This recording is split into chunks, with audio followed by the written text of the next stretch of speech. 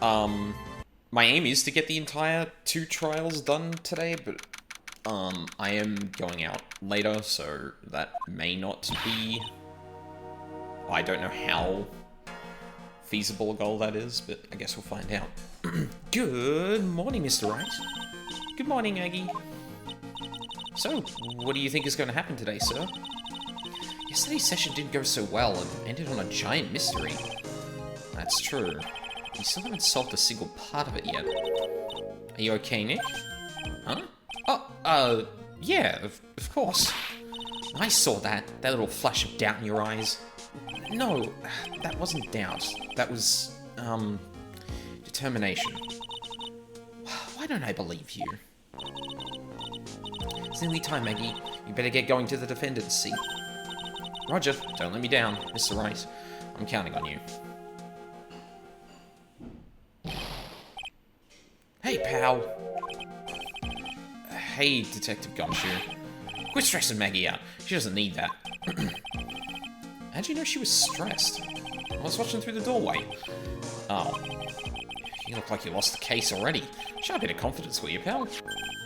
Here, maybe this'll help. Huh? You taken up aromatherapy too? Not in a million years, pal. Don't tell me that you don't remember this thing. Come to think of it, that doesn't look like one of those aromatherapy bottles. This is a small bottle that turned up in the Tribulations kitchen a couple of days ago. Wow, look at it. Yeah. Oh, they got aromatherapy oils. He's got so many they're overflowing onto the floor. Hey, wait a minute. There's one bottle that's different from all the others. Well, what do you know? And what do you know? It doesn't have a label either. And it doesn't smell. Finally got the analysis. We finally got the analysis results back from the lab. So, what is it? Is it the poison? I'm afraid not, pal. It's medication. Medication? Yeah, for ears. Topical use only, apparently. Oh. Oh my god, Armstrong stole his medicine?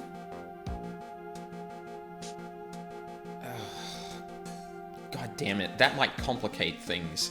I think last trial we tried to suggest that someone had stopped, well, like, he had used it and then... Well, maybe that doesn't actually... I should have watched my last VOD about this case to refresh my memory, but... Oh, here we are. For years? You mean... Yeah, it's the medication Glenn was using for his ruptured eardrum. What's Glenn ear medicine doing in the kitchen? The victim's ear medicine, found covered in unidentified fingerprints in the kitchen. What about the unidentified fingerprints? Anything on that? Someone screwed up, so they only had time to analyze the contents of the bottle. Another hour and they might have gotten something on the prints, but...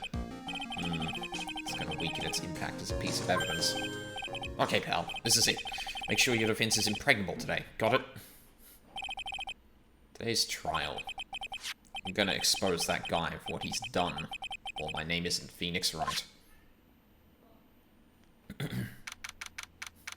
I'll have to officially give it over to him since I will have failed to defend my client. Court is now in session for the trial of Maggie Bird. The defense is ready, Your Honor. Ready waiting as always, Your Honor. Very good. Then we'll get underway at once. Yesterday we heard the testimony of Mr. Victor Kudo. He claims to have witnessed the defendant putting a powder into the victim's coffee. However, the witness's testimony was plagued with a number of problems.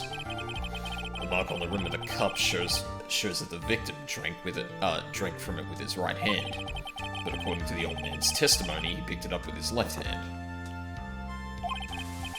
Thank you, Mr. Godot. Furthermore, according to the witness's account, the victim was listening to the radio with an earpiece in his left ear. Yet the victim's left eardrum was ruptured, which made him effectively deaf in that ear. Oh, did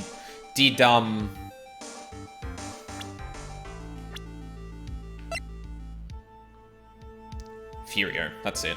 did Furio pose as this guy as well? Like, if I'm already believing that people could mistake Furio for Phoenix, I'd probably have to accept that they could probably, mistake Furio for this guy. It's amazing how many contradictions a single case can have, huh, Nick?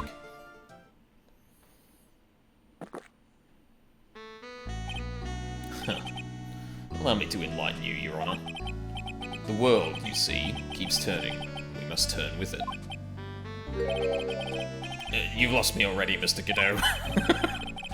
Don't let the mysteries of yesterday mystify you. Only losers think like that. You've got to change with the times. That's one of my rules. Are you implying that you've resolved these contradictions? You know the answers to these riddles? The old guy wasn't just throwing seed in here. He was throwing us off the scent.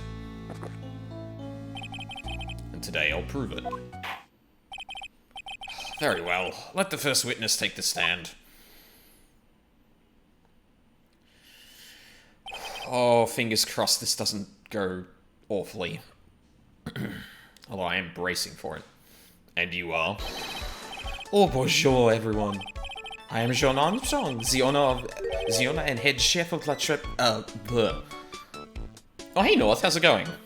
You're just in time. La Très Bien Restaurant, enchanté. Forgive me for asking, witness. Wow! Immediately! Immediately!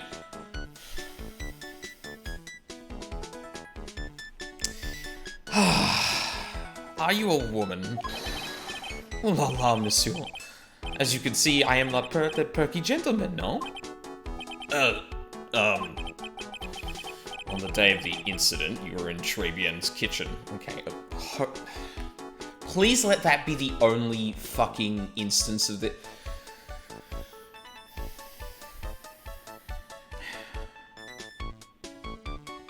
Already my stream title has been nullified.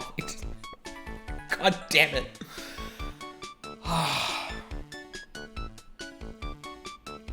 Okay, but at the very least, hopefully we've just cleared that up and it never comes up again. On the day of the incident, you were in Trebian's kitchen. Isn't that right? Was you, monsieur? Hmm? Everything feels right.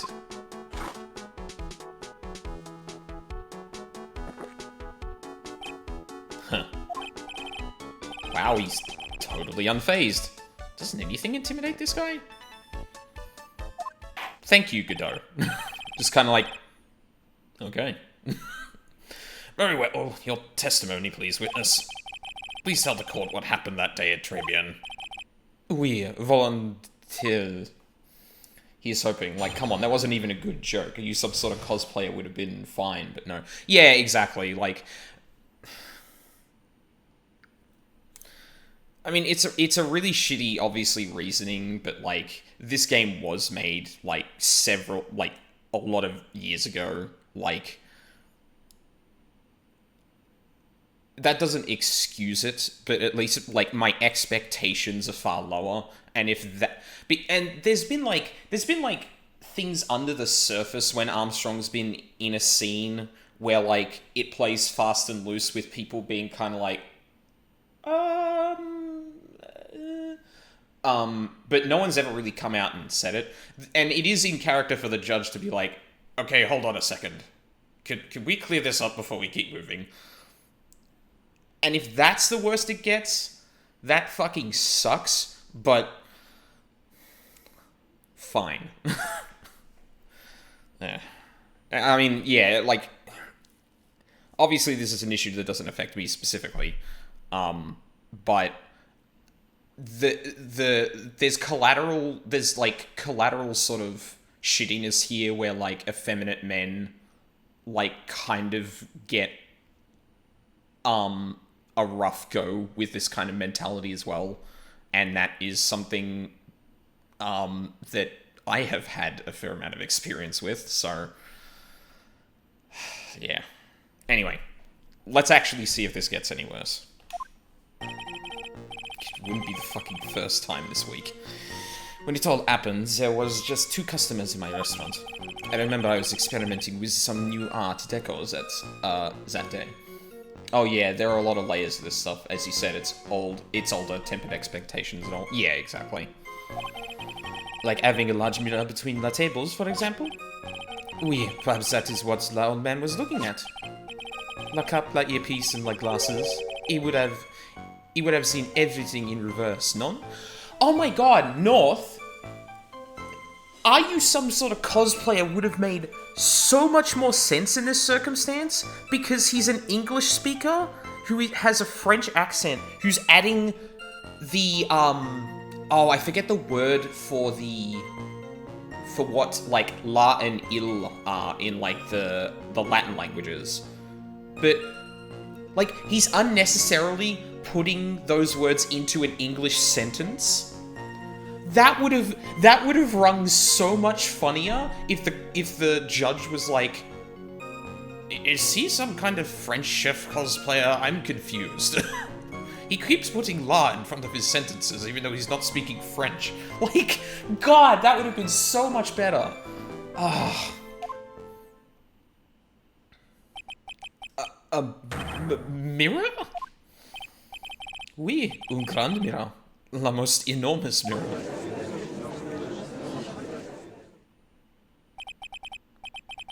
And suddenly, the mystery disappears.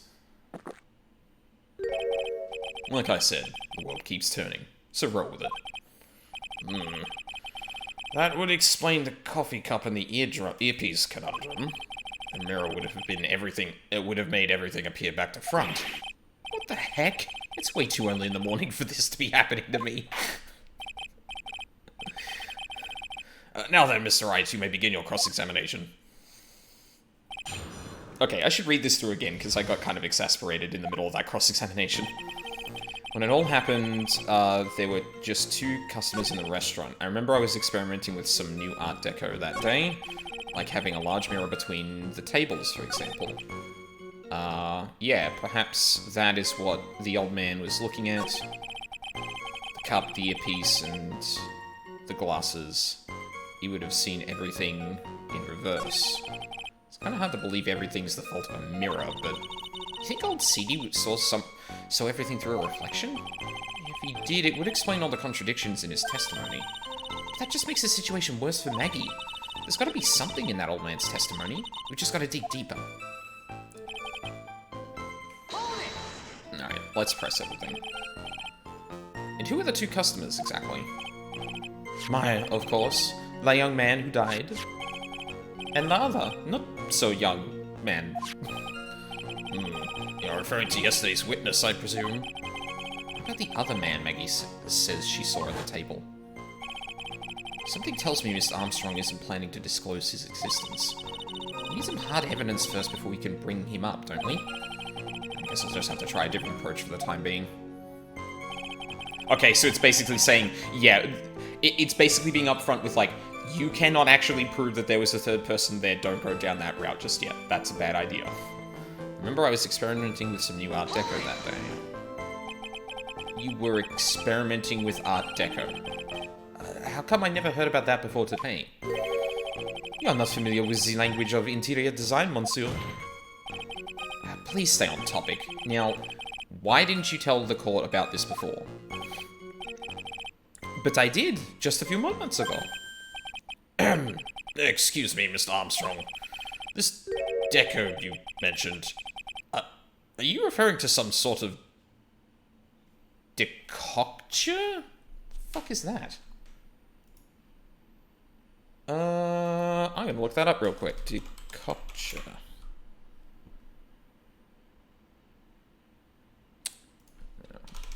Hold on.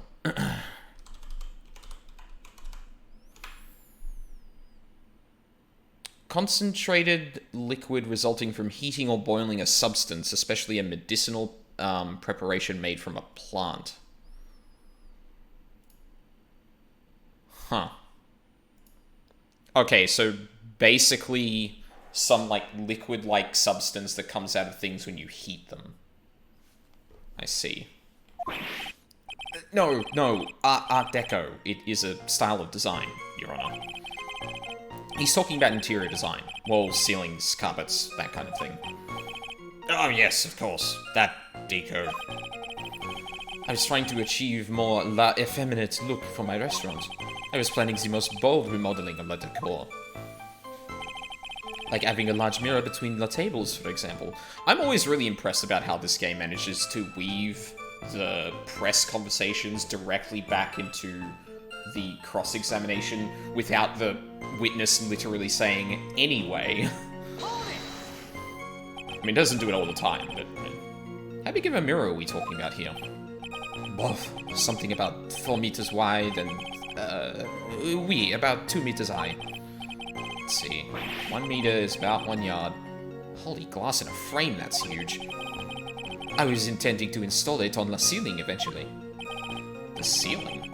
Is there a mirror on the ceiling? I don't remember. No. But I decided not to go through with it in the end. What should I do? Should I ask him more about the mirror or not? Yeah, I'm gonna ask him more about it. If we really had such a large mirror in the restaurant, someone would have noticed it. But there's nothing about a mirror in Mr. Kudo or Maggie Bird's testimony. But... Objection. You didn't ask, trite. You've only yourself to blame for such sloppy work. What? A mirror was delivered to Tribulations the day before the incident. Really? As Mr. Armstrong testified, he was carrying out some design changes. And as it turned out, he didn't actually use the mirror in the end. This just doesn't add up. Even if a mirror was delivered to Tribulations, it doesn't prove that it was in the restaurant on the day of the crime. You want to doubt someone, trite? Look in the mirror. I'm sure the person looking back at you will be dubious enough. So the witness yesterday had seen the victim reflected in a mirror. Perhaps that is what the old man was looking at. Can't let you peace. Normally I'd expect people to know the difference between a reflection and a real object. Normally? How does normally come into this? That's lame, trite, even for you. Huh? Are you trying to say that if something isn't normal, it isn't possible? Is that it?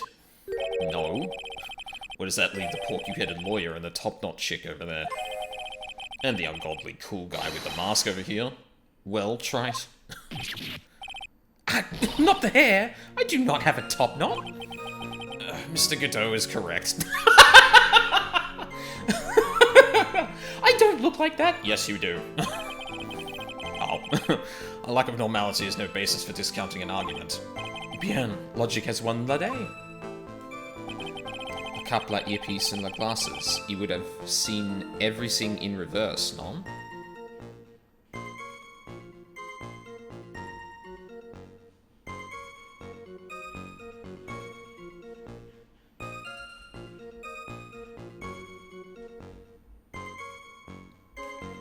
Hang on.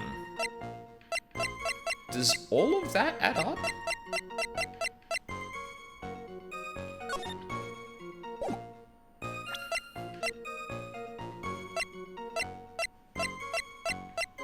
Do you have anything on the... Fuck, I can't remember what... I can't remember what was up with the glasses. Because now that Armstrong brings it up, it's like...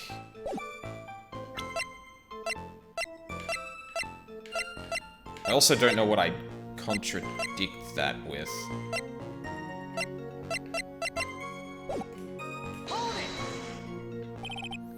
Everything. You would have seen everything in reverse. We? Hey, Nick. You should take a second and think about what old Seedy said in his testimony. How did he phrase it again? Oh, I'm glad it actually has this flashback. The boy was wearing the earpiece on the same side as the green lens of his specs. No question, you can lock me up if I'm wrong. It was his left ear without a doubt. And then he used the same hand to pick up the cup, his left hand. You saw everything he described reflected in a mirror. And everything he said was on the left was actually on the right, huh? That clears up all the problems with this testimony, I guess. Or does it? Huh. It's kind of hard to believe... Okay, hang on a second. I should not have taken such a big break between cases.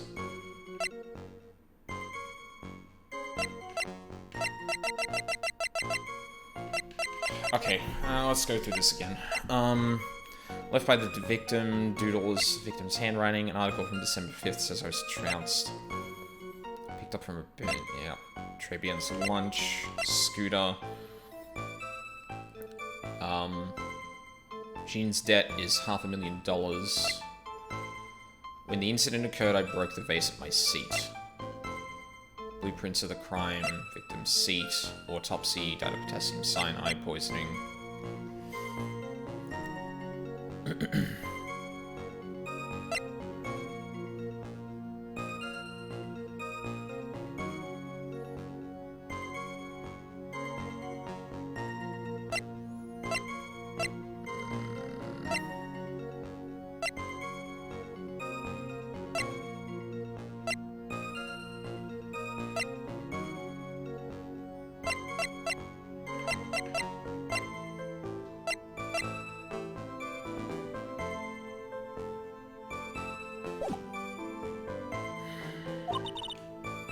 CD saw everything through a reflection? If he did, it would explain all the contradictions in his testimony, but that just makes it worse. But no, we've got to dig deeper.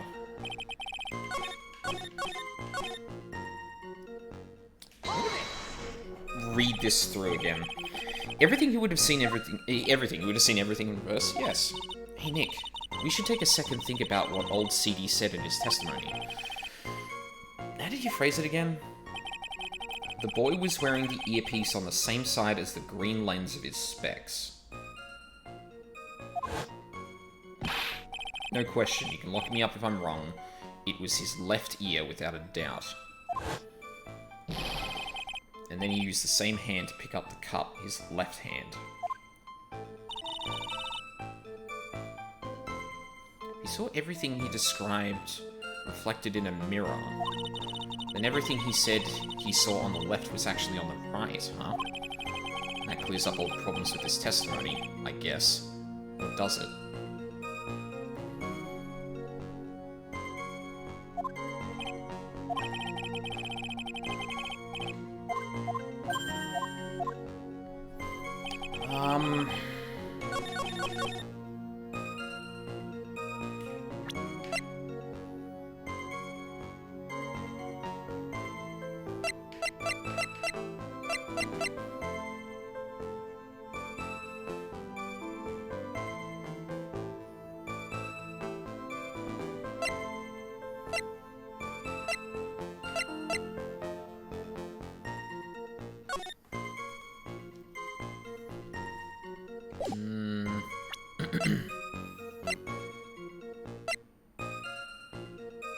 Like, the only thing I have in evidence that I can present here is the cup.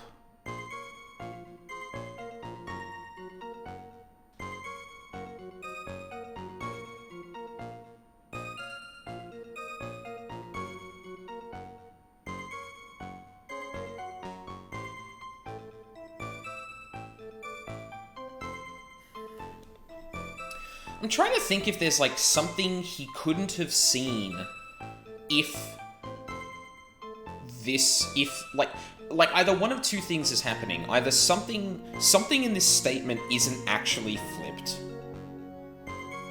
or he wouldn't have been able to see something.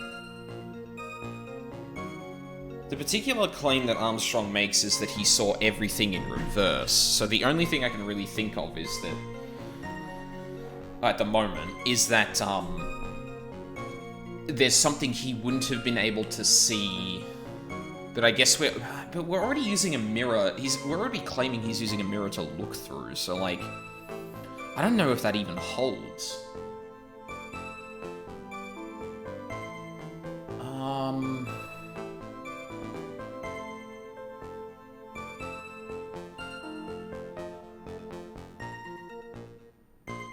I feel like I'm not going to get this trial done today.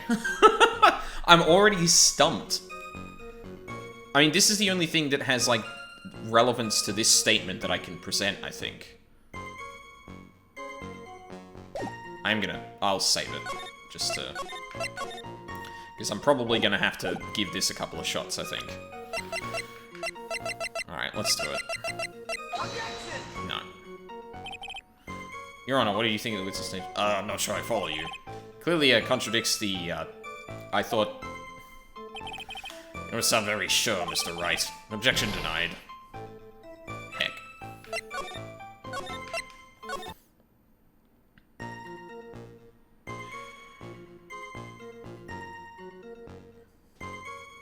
He's wearing the earpiece on the same side of his head as the glasses.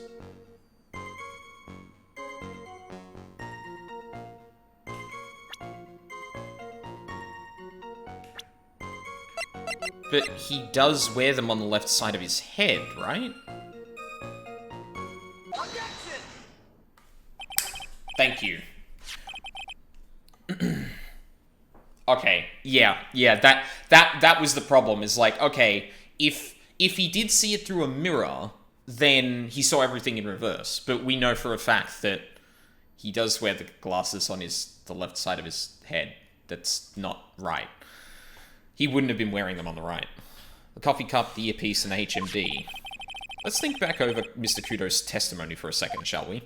The boy was wearing the earpiece on the same side as the green lens of his specs. No question, you can lock me up if I'm wrong. It was his left ear, without a doubt.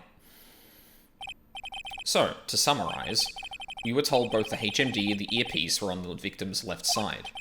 Now, if Mr. Kudo saw all that as a reflection in a mirror, it means both the HMD and the earpiece were actually on the victim's right side. Exactement. You see, monsieur? How's that? Now that you think about it, it is not so hard, no? Unfortunately, that's where we run into a monumental contradiction with the facts. If Mr. Kudo really did see everything in a mirror, why is it that the HMD is now on the wrong side of his head? Hell yeah. Order, order! Mr. Wright is correct. If the witness genuinely observed that the victim reflected in a mirror, then we would expect the victim's eyepiece to have been over his right eye.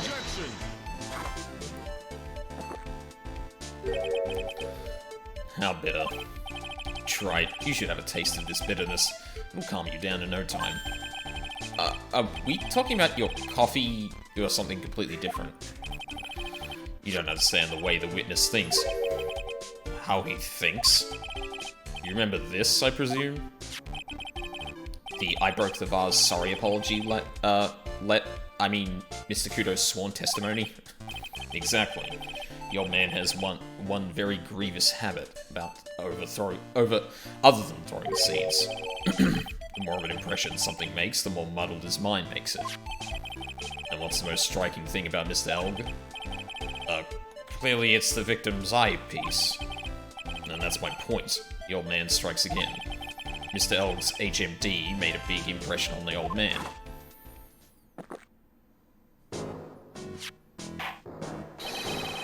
I saw the earpiece and those newfangled spectacles he was wearing. Oh yes, they were both on his left ear. Do you hear? His left ear. Huh. Well, Trite. Ugh. That's the worst but best impression of Kudo ever. Wow, I really thought he was old seedy for a minute there. Kudo's good. Enough. I must agree that yesterday's witness was irresponsibly rash in much of his testimony. Bad luck, Nick. Looks like the boil of a contradiction you found is just a rash. A mirror can't be beaten by a handful of seeds, nor can it lie. So, what exactly was the old man looking at?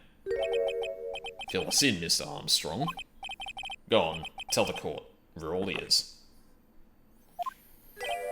Oui, I can explain. Please, if you will look at the plans for the restaurant. The mirror. Alors, is everyone sitting comfortably? The mirror, it was in the middle of the restaurant, dividing the two halves. There's only one seat from which you could have seen an image of the victim. That was the seat at the table next to the victims. That was where the old man was sitting. After the terrible accident occurred, I moved the mirror so it was not in the way. But naturally, I did not touch anything else. Didn't the old man testify that he was in the south seat compared to the victim?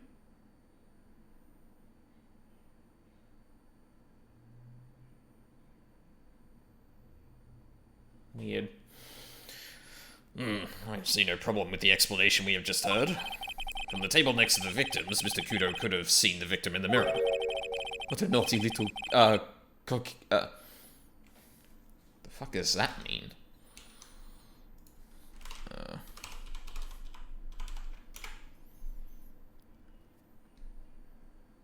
Coquette. Flirtatious, basically, in French. What a naughty little coquette I am, confusing all the men with like this. Don't worry about it. We can keep up, except for the guy breaking out in a cold sweat over there again. Ah, I hate that guy. You said you didn't touch anything else apart from the mirror. Are you quite sure about that? Volunteers, of course. I can't remember how to pronounce that, I'll be honest. Very well, Mr. Wright, your cross-examination, if you please. Didn't touch anything else, huh? The mirror was in the middle of the restaurant, dividing the two halves. There was only one seat from which you could have seen an image of the victim. That was the seat at the table next to the victims. That was where the old man was sitting. After the terrible incident occurred, I moved the mirror so it was not in the way anymore. Not in the way, but naturally I did not touch anything else. I think that's a lie. However, I don't know if this is enough evidence. Like, because we pointed out earlier that Phoenix is so easy to read that he lost over 500 poker games, even though Phoenix has never played poker. Yeah, exactly, yeah. Like, I was making a joke yesterday about, like, how narratives basically communicate that people are thinking, and how, like, sometimes it gets confused with, like, muttering to oneself.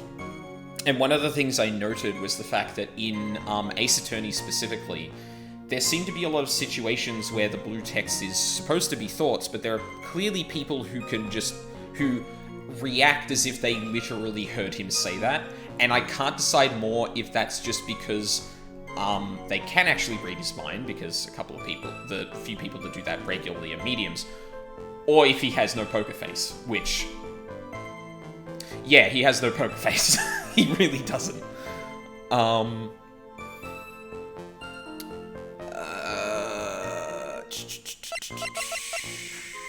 I mean, this is the most obvious thing. It's the victim's ear medicine, and it was found in the kitchen. Right? Like, this seems to make the most sense right now. Because we know that, I think it's in his profile? Has, like, prior convictions for theft. We know that he tried to steal one of the lottery tickets, from the victim. So, like, I could bluff my way into doing, like, a thing that I'd probably have to prove a bit later on, but I think it's reasonable to presume that the reason this bottle ended up in the kitchen, given those facts, is because of Armstrong, even though it's kind of shaky. You know what? I'm just gonna present that. No. Damn it. Your Honor, what do you... Yep. Sure, I'll take the hit on that. I'll do that one points for the judge. Okay. Let's go back and press then. So, run this by me again. The mirror was here, correct? We? Really? Because I know if I were you, I wouldn't have put a mirror there. It would be in the way. Look who's talking, trite. Huh? You're obstructing my view, among other things. But this is my seat at the courtroom. Trebian's charm is that it gives you the impression that you're the only customer. Temporarily placing a mirror in that spot would hardly be in the way. Unlike you, trite. I tell you, monsieur, the mirror was there, in the middle of the restaurant. So there's only one seat from which you could have seen the victim. And where would that be? Ooh la la, look how you lean towards me.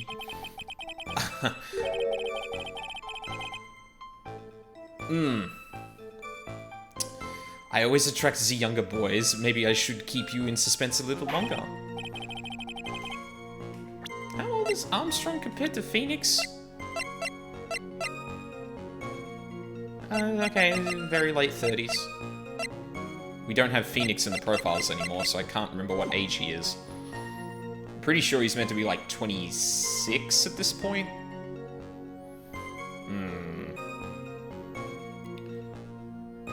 Why younger boys and not younger men?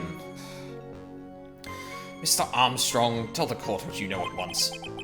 I attract the older ones too, you know, handsome. You know, handsome. Shall I tease you too?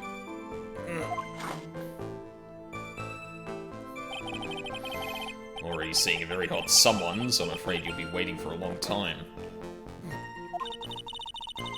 I bet she has mocha cream skin, cappuccino perfume.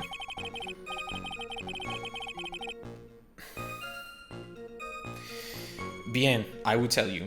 There was only one seat from which you could have seen. That was the seat at the table next to the victims. That was where the old man was sitting. So why can you only see the victim from that particular seat?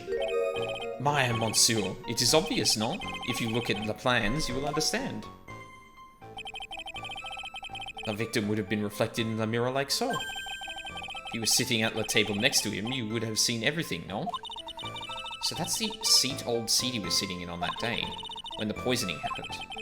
The old man was sitting at the table next to the victim? Why does that seem kind of odd? Yeah, he wasn't. Oh, maybe... Okay. Can I prove that he wasn't sitting there? I thought that... So if I recall correctly, I thought that the reason we were kind of hung up on the vase breaking was that the table that the old man was sitting at was one that we couldn't see. So when we're in the scene looking at... I'll pull up the floor plan just to explain. Oh, it's on the first page. So... There's a mouse. So when we're in this area, we are looking north. So we can see all of this section... well, we see, like, this section and this section, depending on where we slide. But we're looking at the north side of the restaurant. I thought that one of the reasons we were kind of hung up on the whole vase thing is because these two tables didn't have a broken vase. And like, the old man or someone mentioned that he was sitting down here. So if the mirror was in fact in the middle of the room, he would not have been able to... Like, he wouldn't have seen the victim through the mirror. He would have been looking straight across the aisle here. Problem is, I need to be able to prove that. And I don't know if this is enough to do that.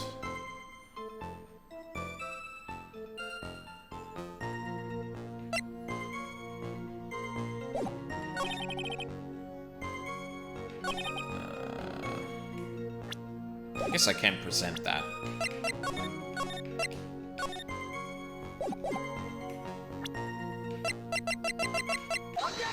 Yeah, there we go. Your Honor, Mr. Kudo's words yesterday strongly contradict Mr. Armstrong's testimony. This is the letter of apology that was written by Mr. Kudo, is it not? I realize it looks useless, Your Honor, but this is still testimony. I guess useless people are only really good at identifying useless things. What relevance does this scrap of paper have to the trial, Mr. Wright? Mr. Kudo's testimony is actually very relevant to the question at hand, Your Honor, because it very clearly contradicts with this piece of evidence.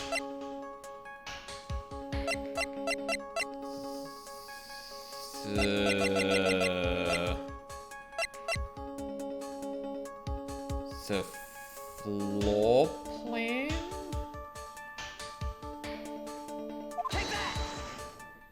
Yes, okay, good. Well, Your Honor? Well, I'm not sure the Oh, fuck. is as clear as you would have us believe, Mr. Wright. Oh, Perhaps you should reconsider before you try again, hmm? try again? You mean I was wrong? Fucking damn it. Very well. Gather your thoughts, Mr. Wright. In the meantime, the witness will repeat his testimony for the court. I would be delighted. Okay, hang on. Let's press then, just to make sure I don't miss out on something. And where would that be? La la, look at you. Oh, yeah, okay, we're doing this again. Oh, right, because I started from the start of the statements again. That was the secret. After the terrible incident. Yep. Did you move the mirror while Mr. Kudo was off calling the police? Oui, exactement. I carried it out of the restaurant then. You moved a huge mirror like that all by yourself? Yes, no, I actually believe that. What can I say? I know how to pick up things, handsome. Kudo actually laughed at something. Well, given the witness's physique, I suppose it is possible. Did you move anything else from the crime scene, Mr. Armstrong? It looked like the obliging type, no? But naturally, I did not touch anything else. Are you sure about that? I touched nothing except the mirror. Mr. Wright? Is there something the witness has said that doesn't match the crime scene? Yeah, there is. I just can't put my finger on what exactly. Suffering from a case of heartburn, right? Oh, I have just the scene for that. An oil with golden myrrh and franken... Sorry? Frankensteins? I thought it was frankincense. Unless that's something... Hang on. I'm looking that up too. What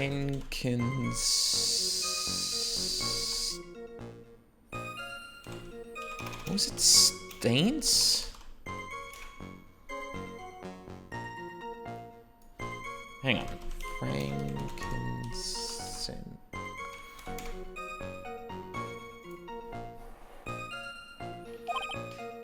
Focus, Phoenix. Breathe. I need to ignore those two and just find some evidence. It's pretty strange though, isn't it? I mean, nobody mentioned anything about a really large mirror. You'd think someone would have, but Maggie didn't, and neither did old Seedy. And the only logical explanation is that there was no mirror inside Tribune that day. Now I just gotta prove it somehow. Okay, well, I was onto something with this. I just don't know what piece of evidence. It is frankincense. Oh, okay. So, I guess that kind of plays into him, like, not being really, like... Is frankincense even French? Or has, like, French roots? I don't know how to actually parse that, whether that's a translation error or if it's meant to be, like, Armstrong throwing around vocabulary that he doesn't understand. Well, not even, but that's not even, like, really his coding. Well, that's not really the characteristic he's been given. It's more, like, over-exaggerated language and putting in the French replacements for the in sentences. Like, huh. Weird.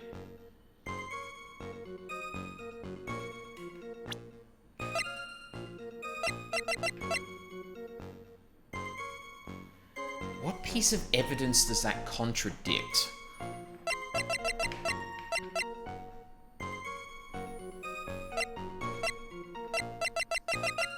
So, like, I was on the right track. It's got something to do with this, but maybe what it actually suggests is the thing I'm missing here.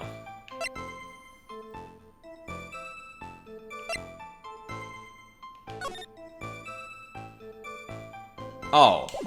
It's a crime scene photo, because we can see the vase in it.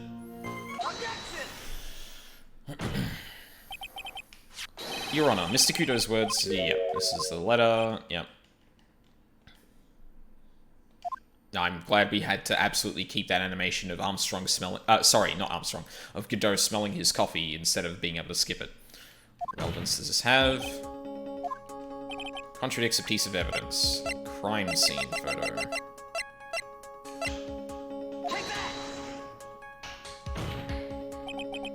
This piece of evidence contradicts with the testimony we have heard, Your Honor. The crime photo? Yes. This photo clearly shows something that theoretically should not exist. What on earth do you mean by that, Mr. Wright? Should not exist. Sounds like you're describing yourself, Trite. Now then, if the defense would please clarify its statement. What is the something that should not exist in this photo?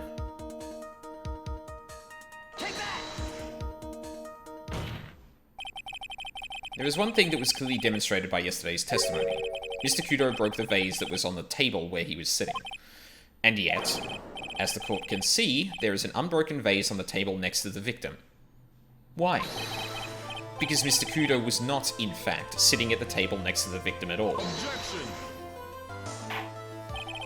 Don't be an idiot, Trite. That's impossible. That seat's the only one Kudo could have seen from the victim's reflection. Seen the victim's reflection from. Exactly. There is only one conclusion we can draw from this contradiction. There was no mirror in Tribulations that day. Your testimony, Mr. Armstrong, is an elaborate lie.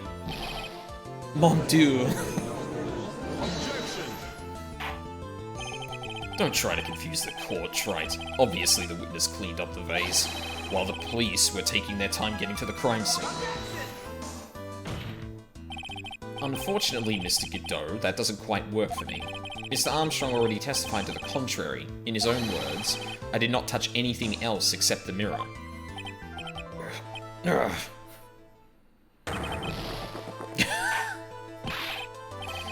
Well, witness, what do you have to say for yourself?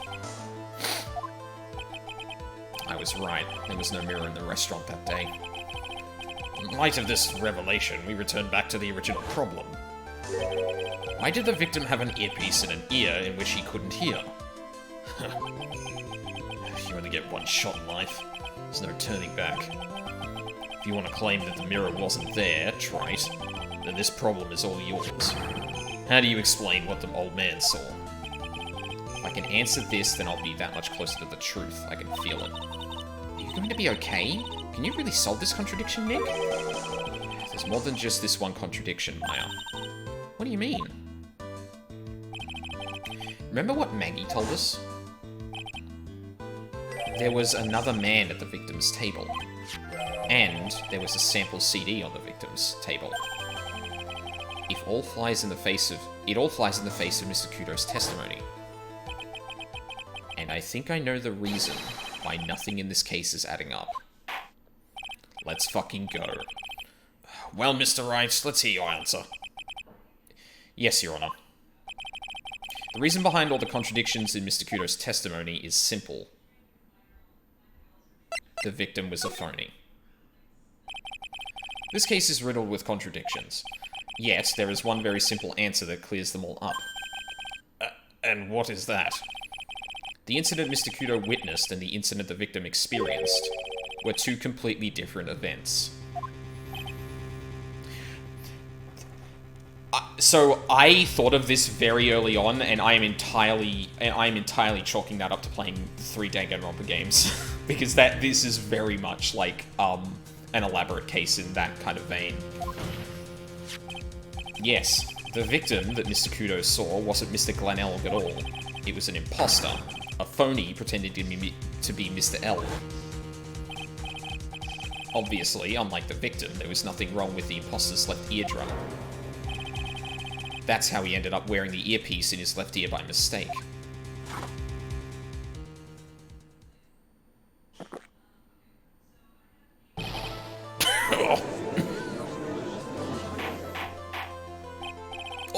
Order in the courtroom. Settle down or I'll clear the courtroom. Quiet, Gramps. Why don't you clear out of here, huh? What did you say? Trite, are you saying that what Mr. Kudo saw was a setup? Yes. Someone pretended to be Glenelg and acted out the whole coffee poisoning. All for the express purpose of creating a witness out of one Mr. Victor Kudo. Get real, Trite. Why would anyone want to do that? Isn't it obvious? The thing Mr. Kudo was most insistent about in his testimony was... Serving girl brought him a Javachino, but she put something in it. That's the serving girl right there in the defendant's chair. I remember her well. It's so hard to believe, but... There was one and only one reason to show Mr. Kudo this fake poisoning. To show Maggie Bird in the act of poisoning the coffee. Are you insinuating that the waitress in the old man's story was a fake as well?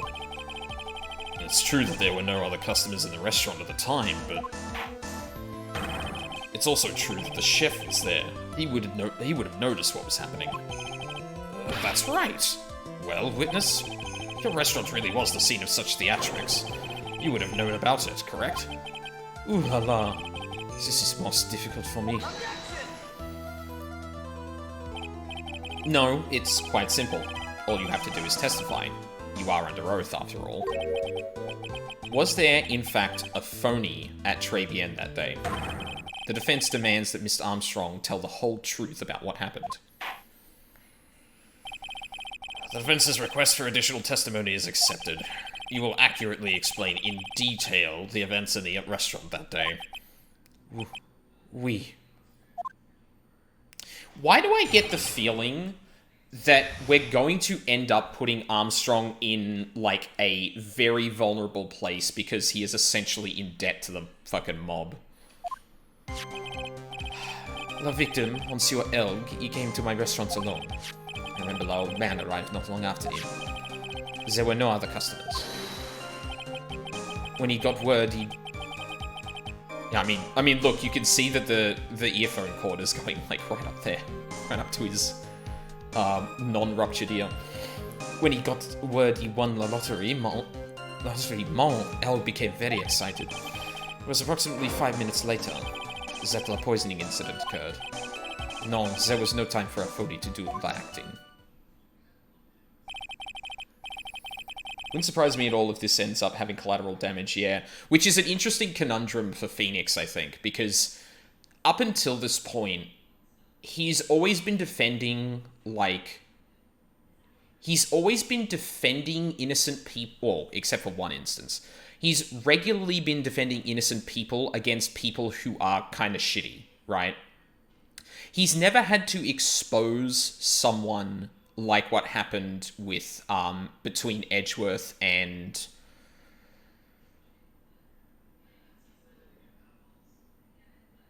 Oh my god, why did I forget her name?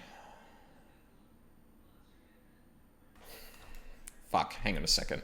That's embarrassing, because I made such a fucking scene about, I made such a scene out of, how she was treated in that game. Adrian Andrews, that's it. Where Edgeworth basically, well, Luca is playing through that game soon, so I'm not going to go through a lot of the details, but Edgeworth, like, does something incredibly transparently shitty to Andrews while she's on the stand to get the truth. And Phoenix is kind of like, wow, that was kind of shitty. So it's interesting that he might actually end up in the same situation and accidentally, like you said, kind of causing some collateral damage there without realizing. Or maybe without realizing, or maybe he comes up against it and realizes, oh fuck, if I ask him to do this, like, he's kind of asking him to sign his death warrant. Just so we're clear, there was no mirror in the restaurant after all. Je vous demande pardon. Forgive me, Your Honor. I lied because I wanted this mess to be cleared up quickly. What you have just done is commit perjury, Mr. Armstrong. I will decide how to punish you later. Oui. For now, we will hear your cross-examination. Mr. Wright, if you please. Took that perjury charge a bit too well. I'm guessing he'll be in more serious trouble after this cross-examination. So... No self-awareness, eh? We're really gonna, like, look back and go, oh shit. The victim, Mr. L, came to my restaurant alone. I remember the old man arrived not long after him. There were no other customers. When he got word of the lottery he won, it was approximately 5 minutes later the poisoning incident occurred. I'm sure we have something to contradict that. I remember we were setting up timelines about this whole thing. I think based on this... Experience the most thrilling 10 minutes of your life every Monday at 1:30. Okay, so do we have anything that places a time on the crime, then?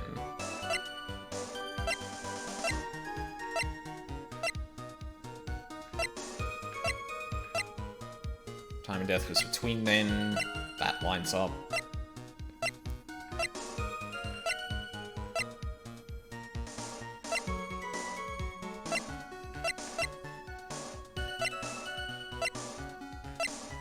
Oh, shit.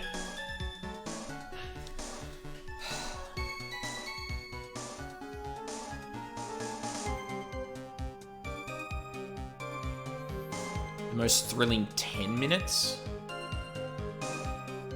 Okay, so this starts at 1:30.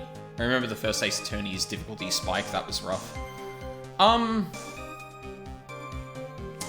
don't know if I found the first one, like, all that difficult, all things... Oh, no, I mean, no, I found bits of it difficult, but I don't know if there was a spike so much as... Yeah. Anyway, hi, Rizaki, how's it going?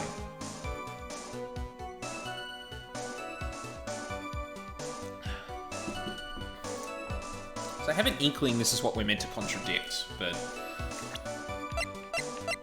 We have literally any other time, like...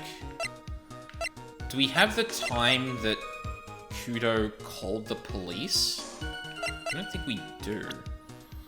Defend your best friend, went to defend yourself from a murder rap. That happened. Oh, yeah, fair enough, yeah. No, that did.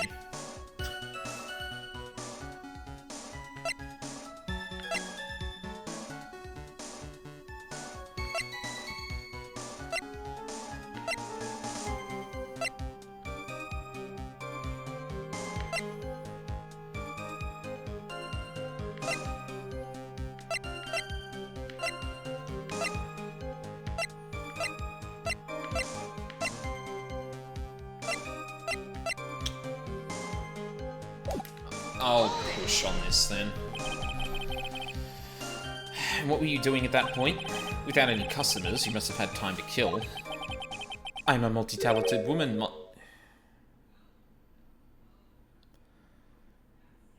What? Like... So, we cleared this up before, right? Where we confirmed that Armstrong identifies as male, but then he does this stuff. I don't know if this is, like, stereotypical effeminate male or effeminate man sort of thing, where, like... Or, yeah, or also non-binary icon. Like, you could... like... That is, like, a very good interpretation outside of what the game is trying to do, but like, I'm getting hung up on what the game's trying to do because I feel like it's trying to make someone the butt of a joke. I just can't tell who. But that headcanon is 100% unintended. Yeah, exactly. Like, fuck it. Armstrong's gender fluid. Done. Like, that's great. But what is the game trying to do with this?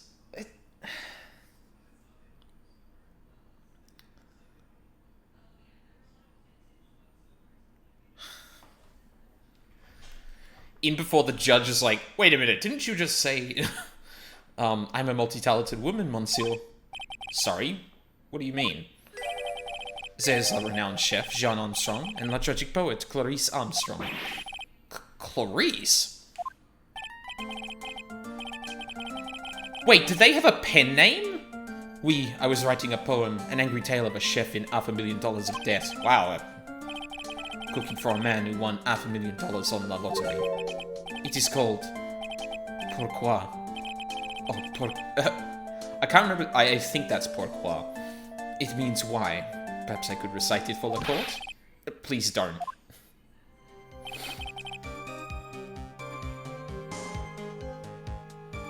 There was no time for the phony to do the acting.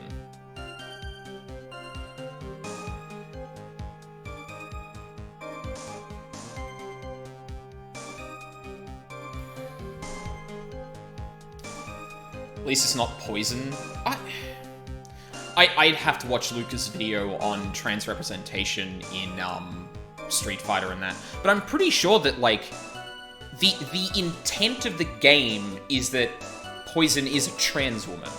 Now, obviously a lot of people are shitty about it as a result, but that doesn't change the fact that the game actually was just trying to play that straightforward. Poison is trans. Like, that's what the game is saying. Like, the difference here is that, like, we had a question before of the judge, or we had the judge being confused about whether Armstrong was a man or a woman, at which point we kind of just said, yes, man, okay, let's move on.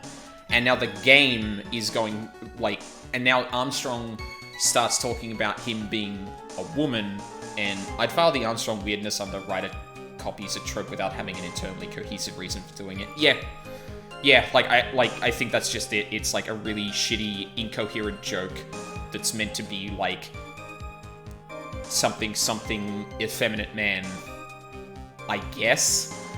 Like that's the problem. It's like so incoherent that like it doesn't even line up in yeah. Well, incoherent's not the right word. North said it best. Internally cohesive. Like it's just not. But hey, Armstrong's gender fluid. Fight me. There was no time for the phony to do the acting. You mean you contacted the police as soon as the incident occurred? I asked the old man to call from the payphone. By your argument, right? Or by your own argument, right? The purpose of this phony victim's performance was so the old man would see it. In other words, once the incident occurred, this opportunity would completely disappear.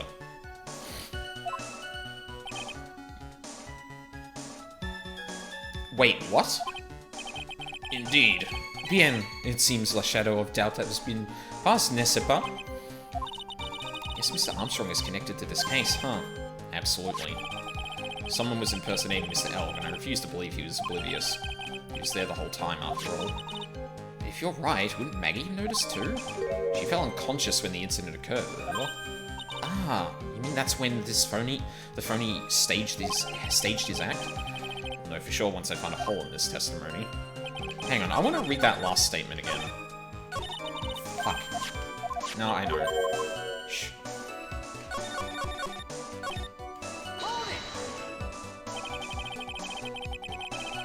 You mean you contacted the police as soon as the incident occurred, asked the old man to call from the payphone?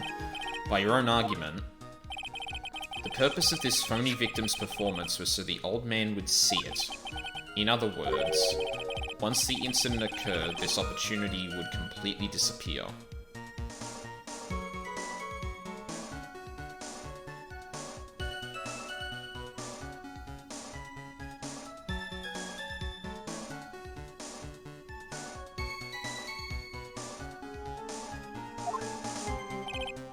Indeed.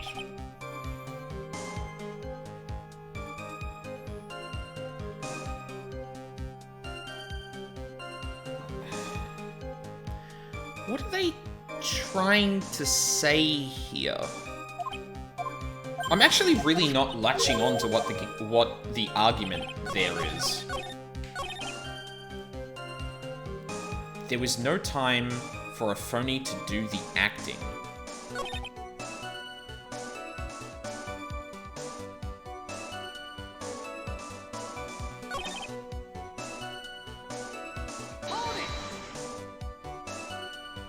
You mean you contacted the police as soon as the incident occurred? I asked the old man to call from the payphone. The purpose of this phony victim's performance was so the old man would see it. In other words, once the incident occurred, this opportunity would completely disappear.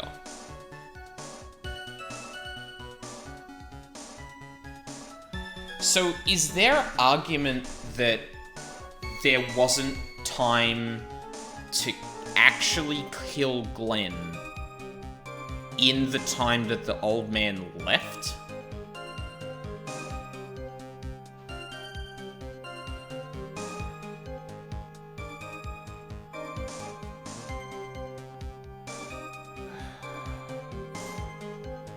Like, I don't know if my own, like, thoughts about what this case is actually going for is causing me to misunderstand this, or if this just is, like... I mean, I guess that's probably it. Once the incident occurred, this opportunity would completely disappear.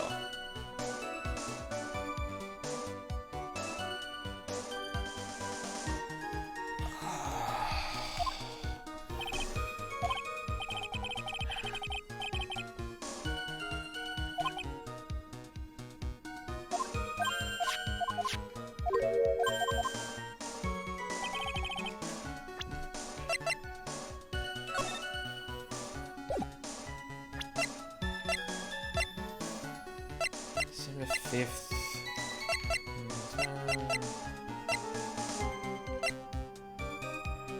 Jim's debt. Floor plans.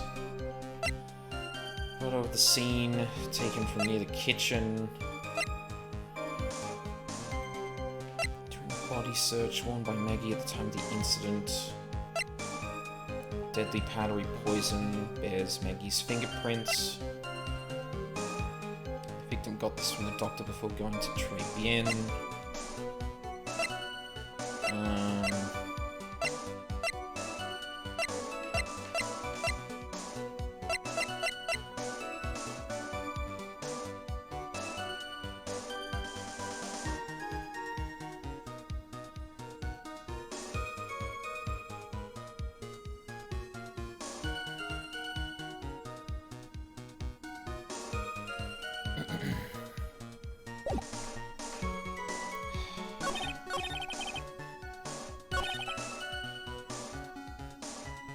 Alright, I'm gonna press everything. I don't think I actually did that. Was he alone at his table as well? Oui, I saw him from the kitchen. Yet the defendant, Miss Bird, remembers it differently. She swears there was another man at the victim's table. Huh. Fortunately for you, Trite. Yesterday's witness also testified that the victim was alone. You know, seeing you squirm like that reminds me of a certain coffee's bittersweet bite. What kind of coffee has he been drinking? It's not coffee, it's love. It's love that's bittersweet. Hearing Maya say that makes her seem wise all of a sudden. Remember the long old man not long after? By old man, you mean Victor Kudo, correct? He comes often for my special coffee. I drank your coffee once, Miss Armstrong. It's special, I'll give you that. It's worth a sip just for the experience. Oh, you make me so happy, monsieur. You are most welcome anytime. I said it was worth one sip, nothing more. So old Mr. Kudo arrived at the restaurant around the same time as the victim. Maybe I should ask about his arrival in more detail? Oh, here we go. Out of curiosity, about what time was it when Mr. Kudo arrived? Oh, no, I cannot remember, monsieur. I believe we were told by a witness yesterday. Crime was reported at 2:25. Whoa! Oh, that's so much time! Okay, this is what I was missing. I needed to actually press all of this. So, the lottery call is at 1:30? That's almost an entire hour! Like... Does it perhaps jog your memory, witness? The incident happened about 20 minutes after he arrived. So the victim must have arrived between 2 PM and 2:10 PM, no? Just after 2, huh? Thank you for your help in jogging my memory, monsieur. You are wonderful. I can't sit here all the time and do nothing now, can I? The time of day will be added to the witness's testimony. Oh, there we go. Oui, monsieur judge. Everything I do it for you. Merci bien. That's French, isn't it? Right, at least one person is in a good mood. He's even humming a song to himself. I remember the old man arrived not long after him, just after 2 PM. So is this where I present the... Yeah, there we go. I'm afraid I finally got you, Mr. Armstrong. Quoi? What do you mean? At the time in question, the victim was listening to the radio with his earpiece. The show he was listening to was Millionaire Radio. Each week they announced their winning numbers of the $500,000 lottery ticket. Oui, that must be la show Eleg was listening to. Oh, Monsieur Eleg, that's what that is. I can't see any problem with this testimony, Mr. Wright. I wonder. You say the victim arrived at your restaurant after 2 PM, correct? Oui, I am sure of it. I remember it perfectly now. I know it was that time because I had just finished serving the lunch menu. Get to the point, Trite, if you have one. That show is broadcast live at 1:30 PM. And it claims to be the most thrilling 10 minutes of your life. It's on the air at 1:30? Now, supposedly, the victim made some noise when it was announced that he had won. And yet, I don't believe his cry of joy could have occurred after 2 p.m.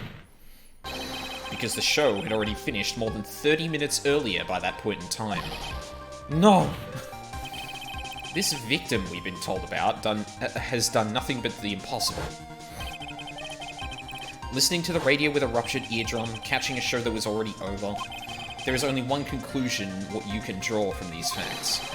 This victim was an imposter, acting out the poisoning 30 minutes after the real murder. Yes, there were 2 Glenelgs in Tribulations that day. The real Glenelg, now dead, having been poisoned by the real killer, and the phony Glenelg, acting out the events for Mr. Kudo to witness. It certainly seems that way. I mean, if it wasn't the case, how could you explain the time discrepancy? Quite a performance, Trite. You're almost on a roll. But sadly, you lack the rock-hard foundation of rhythm to build your song. What is this, Musical Theory 101? Let's recap. According to your imaginative theory, it's now just after 2 p.m.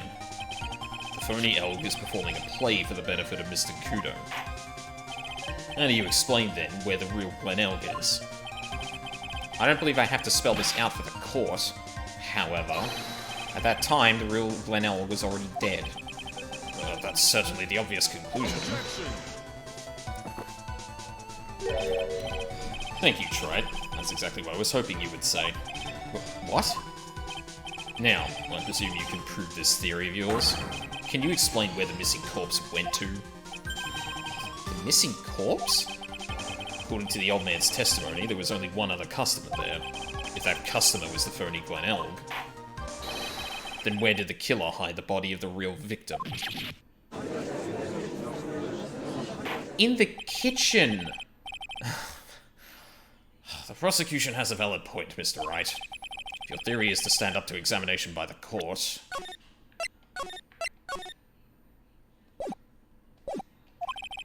you must provide us with proof by answering the prosecution's question. Where did the killer hide the body? Yes, Your Honor. No conjecture, Trite. Hang on a second. Whoa, no. No. Oh my god, you piece of shit. Hang on a sec. That's too much. That's too little. No, fuck it, I'll leave it like that.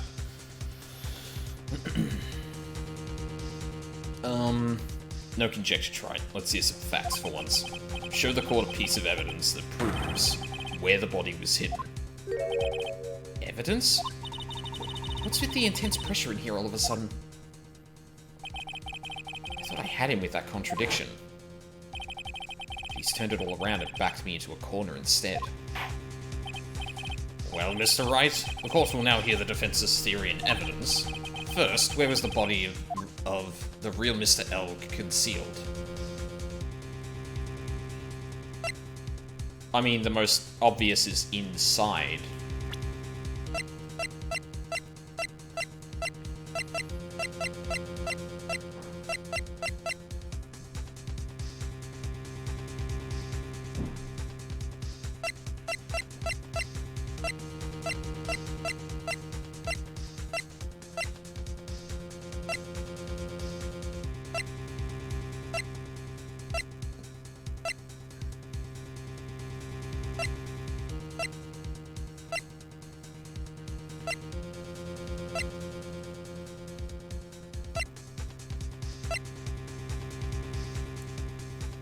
That's literally the only piece of evidence that you could presume is related to the victim. And where they were.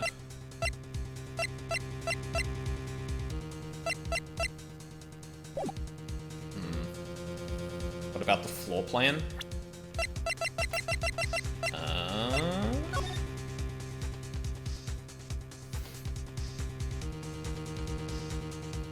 I mean...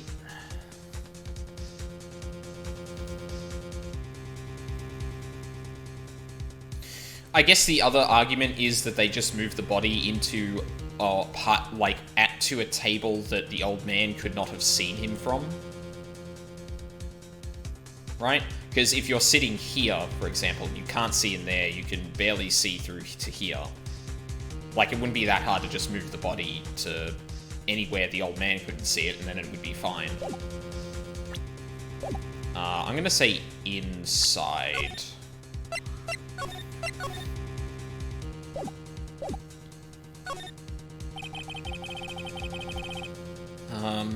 Itted wood. Ooh. Would have been too dangerous to take the body outside. Obviously, the body must have been hidden somewhere inside Tribien. Interesting. But where could a body have been hidden inside a restaurant? Perhaps you would care to show the court on these plans, Mr. Wright? Yes, Your Honor. The exact location where the body was concealed inside Tribien is... I'm gonna say the kitchen.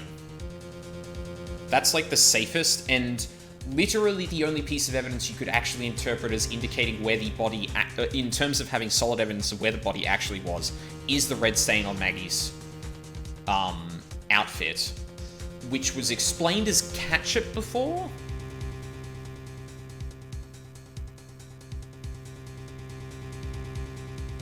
Oh, no, there is another piece of evidence that could be... yeah, I'm saying the kitchen. The body was hidden here. I see. Nice supposition. But the real question is, can you back it up? Where's the evidence that proves the body was hidden in that location? Just taking my shot. Mr. Armstrong, do you recognize this bottle? Fuck yeah. No. No. I've never seen that ugly bottle before in my life. I only use the very best bottles, monsieur. The highest quality, only for me. Where was that bottle found, Mr. Wright? Interestingly enough, Your Honor, it was found in the kitchen of Tribien. Eh? Quoi? But I only ever use these bottles for my aromatherapy oils. But this bottle doesn't contain aromatherapy oil, Mr. Armstrong. No, it contains a medication. What kind of medication? I'm sure everyone remembers, don't they? That Mr. Elg visited an otolaryngological... Oh. Otolaryngological... fuck me. Otolaryngological. No, fuck. Oh my... Otolaryngological. Otolaryngological. That's... Sorry, I was missing that last G. Otolaryngological clinic, and was given medication that day. You can't be serious. The defense had the contents of the bottle analyzed, and I have the lab results here.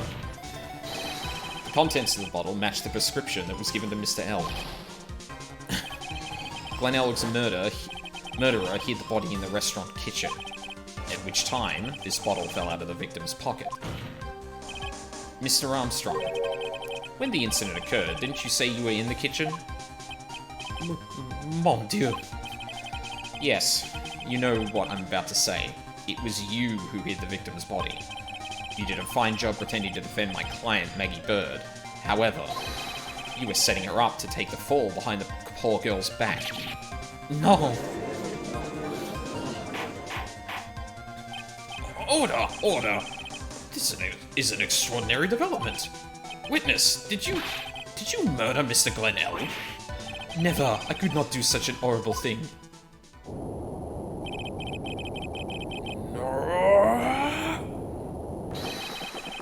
Uh-oh. He's chugging coffee again. Mr. Godot?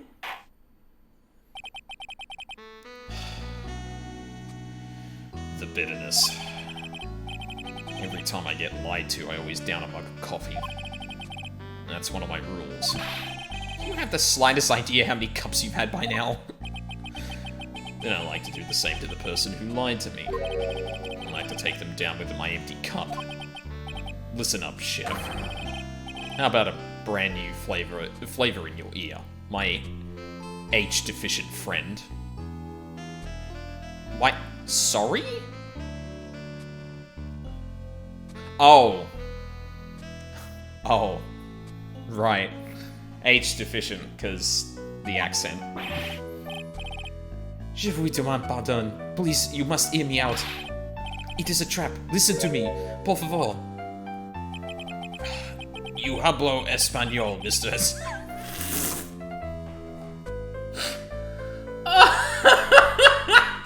No, Judge, what are you doing?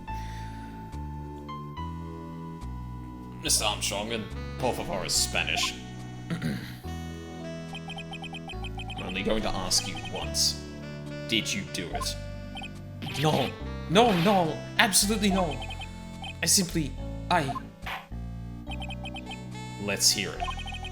You've got one shot. Right, Grams? Witness, the court will permit you the chance to make one final statement. If you lie under oath again, Mr. Godot's coffee mug awaits you.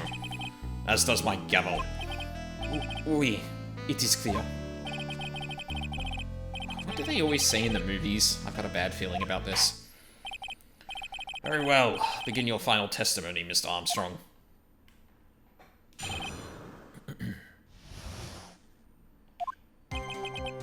It is true. I hid the body in the kitchen. A man forced me to do it. I had no choice. I had to go along with him because there was a reason why I could not refuse. But I did not kill him. I swear it. You must believe me.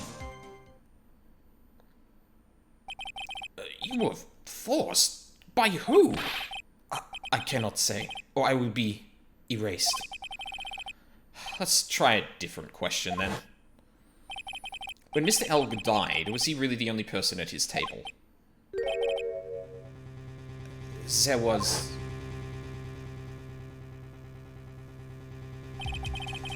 another man. I knew it. Maggie was telling the truth. You may cross-examine the witness now, Mr. Wright. There's just one more thing I need to do. I gotta break this guy and get him to tell us the name of the real killer. Okay, we're wading right into this without any thought whatsoever. Okay, cool, great. I'm sure this won't be a problem in the future at all. Did you carry the body by yourself? Oui, I carried him. And I carried Maggie too. Maggie too? When she saw the victim collapse, she fainted. I could not leave her there. But why did you hide the bodies?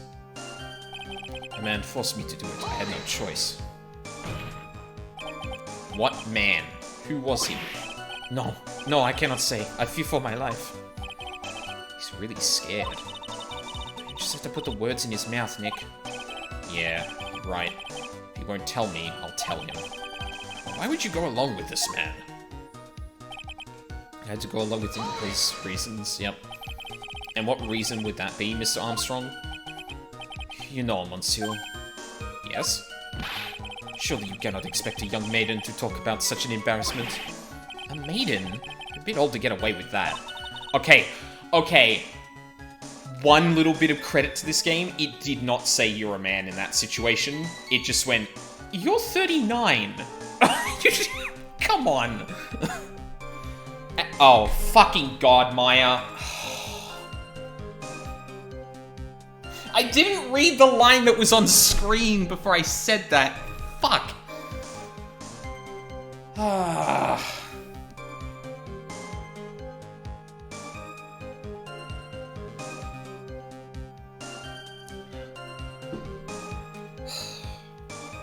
Alright, hang on a second. It's getting a little dark in here. I was hoping I wouldn't have to turn the light on.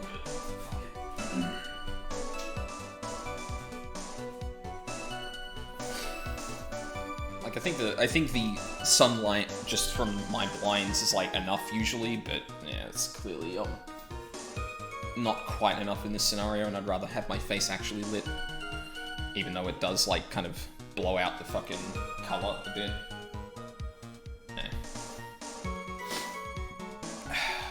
Fuck.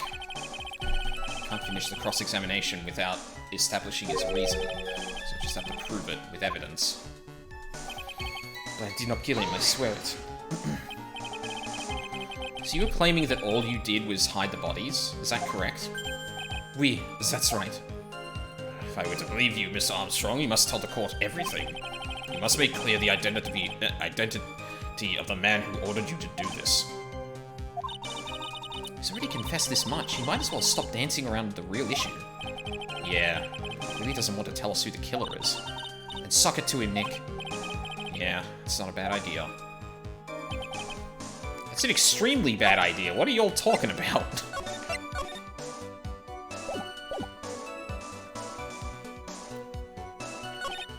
No one forced me to do it. There was a reason why I could not refuse.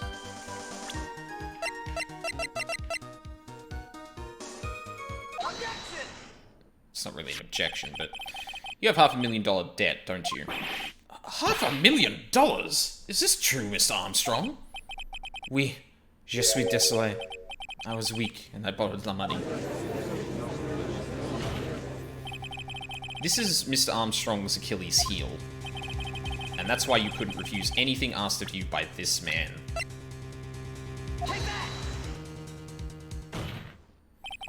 A $500,000 loan from a black market loan shark. And you had no way of paying it back, did you?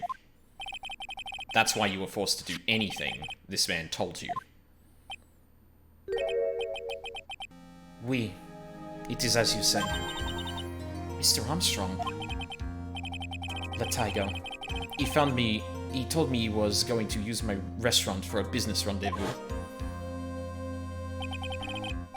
On the day in question, he was meeting the victim to demand that he repay his loan.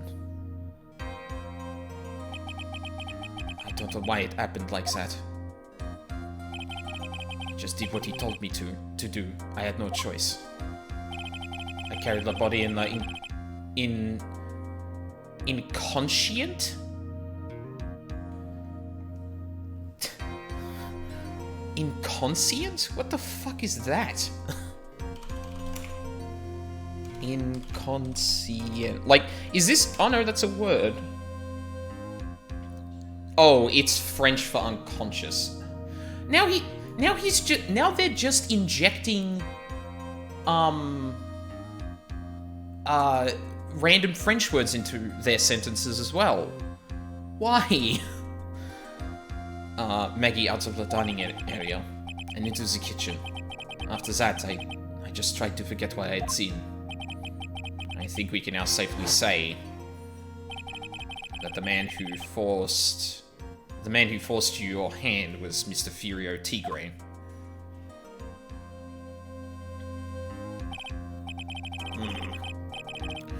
I do have one further question for you, Mr. Armstrong. The poison and the lottery ticket that were found in the defendant's apron pocket. Was that your doing as well? No, I knew nothing about that. Making it look like it was Maggie who had done it. I was not. It is despicable. Mr. Godot. We will summon this Furio Tigre as a witness. I doubt that can be arranged today, so we will adjourn for now. Proceedings will continue tomorrow.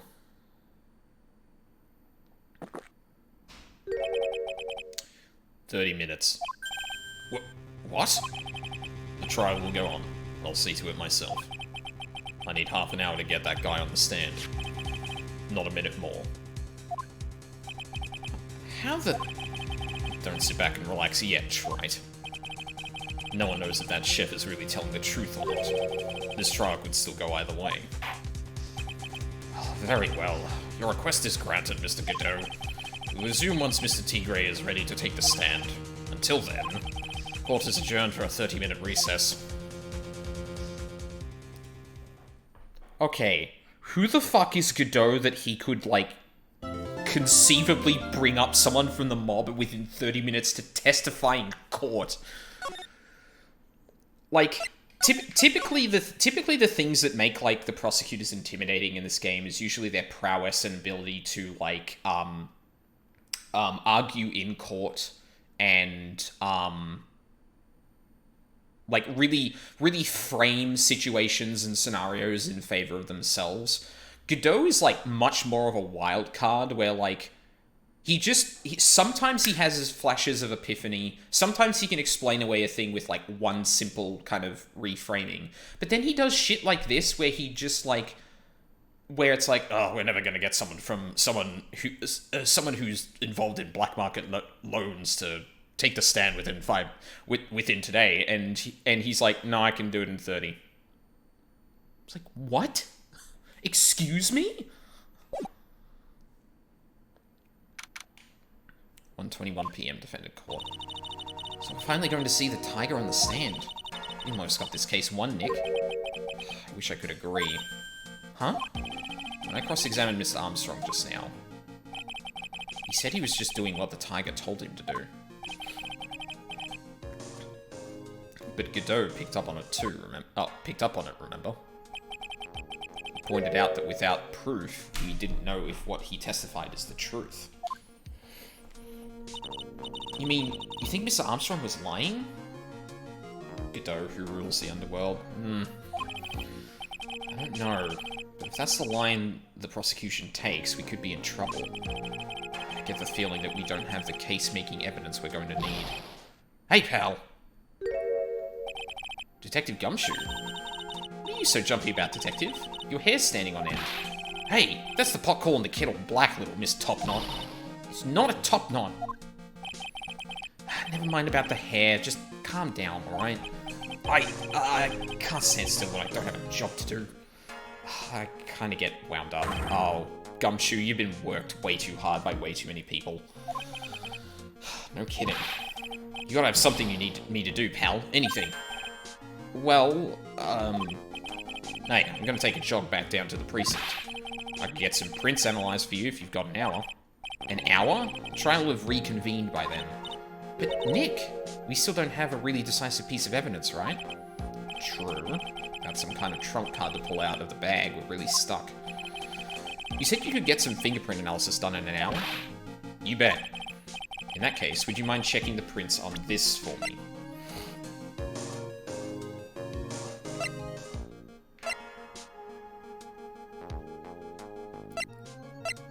I'm pretty sure it's just going to be that medicine bottle, but...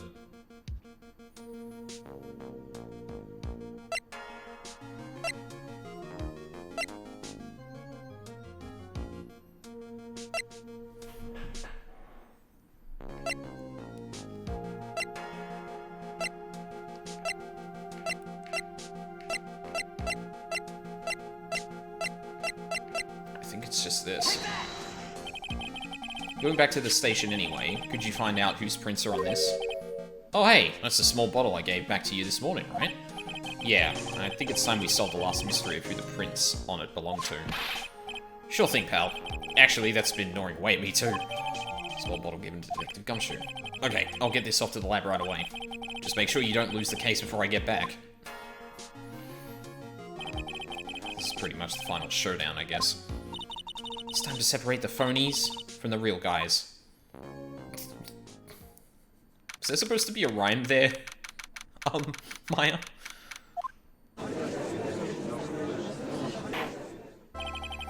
Court will now reconvene. Mr. Godot, did you find this Furio Tigre? I even tamed him for you. It was a 3-cup job. No problem.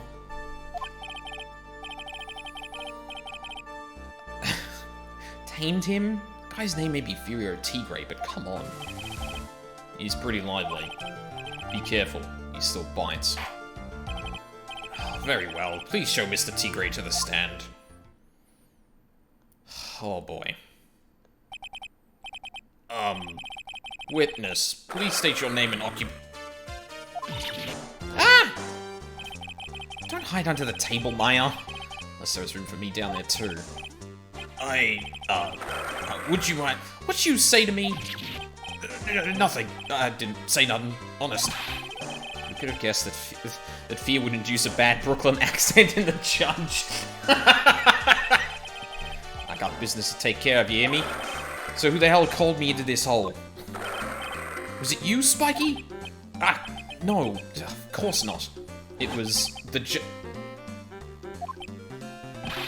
Your Honor? Oh dear, I seem to have dropped my pen. Where on earth is it? Don't mind me, just carry on with the proceedings as normal. That's it, we're doomed. Maybe you didn't hear me. I said, who the hell was it that called me in here? There's no need to shout. We can all hear you. What did you say? There's no point struggling. You're caught in a snare. A relentless snare of the law. And I'm the one that holds you in. Too cool. Don't let him... Hang on. Don't let him get the better of you, Nick. I'm not doing that again, that hurt my neck. Let's start with the basics. You know about the incident in question, correct? Incident? I don't know nothing about no stinking incident, masked boy. I mean, you didn't attend the previous trial of Maggie Bird. Sorry? Maggie who? I got more important things to do than watch courtroom dramas. Of course. Well, perhaps you could give us your testimony then. Please tell us about the day you did, what you did on the day of the murder. Huh. Phoenix Wright. Huh? You was the one who set this up, didn't you? You was gonna regret the day you ruffled the tiger's fur. You hear what I'm saying? Maybe I should have brought a diaper with me today. Get a grip, Nick!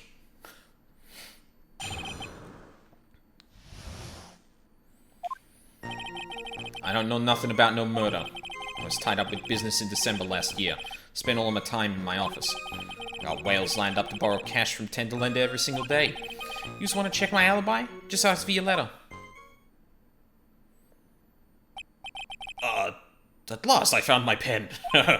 Very well then, Mr. Wright, your cross-examination. What is it? Please, witness, if you could refrain from shouting out like that. I know the kind of games that guy in the booth plays. That lowlife ain't no lawyer. He just punches away at stupid details till he wins. Lowlife? Me? Listen up, Smarty. Every time you ask me something that doesn't relate to this case, I'm gonna bill you $50,000, and you's gonna borrow the cash from me. That's one loan contract I refuse to sign. Don't think it ain't gonna hurt when you tangle with the tiger. He's all yours, Trice. I love a good spectator sport. Just a minute. That's really not. This witness is... how can I put it? A hungry tiger roaming the urban jungle. That is a very romanticized way of putting it. You could have just called him a piece of shit. Get on his bad side and bite everyone's heads off. Yours too. Very well. I have no choice but to impose a penalty system here. You better be listening. I said I got business to take care of. Big business. If I don't split now, I ain't gonna catch my bus. The court will impose a penalty for any irrelevant pressing of witness testimony. Keep that in mind as you begin your cross-examination, Mr. Wright. Yes, Your Honor. You can do it, Nick. Oh, come out from under there already, would you, Maya?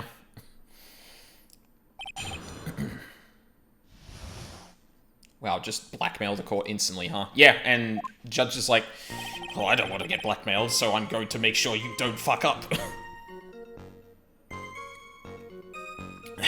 Don't know nothing about no murder. Objection! Yes, you do. Oops. I was tied up with business in December last year, spent all my time in my office. A whale signed up for every day. I don't believe that. I don't believe that at all. I should probably save liberally here, because we're gonna get punished for a lot of shit here.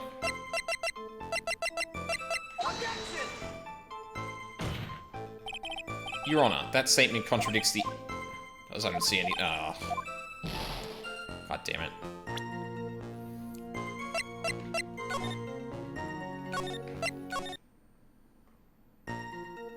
Was tied up with business in December last year, spent all of my time in my office. I got whales signed up for...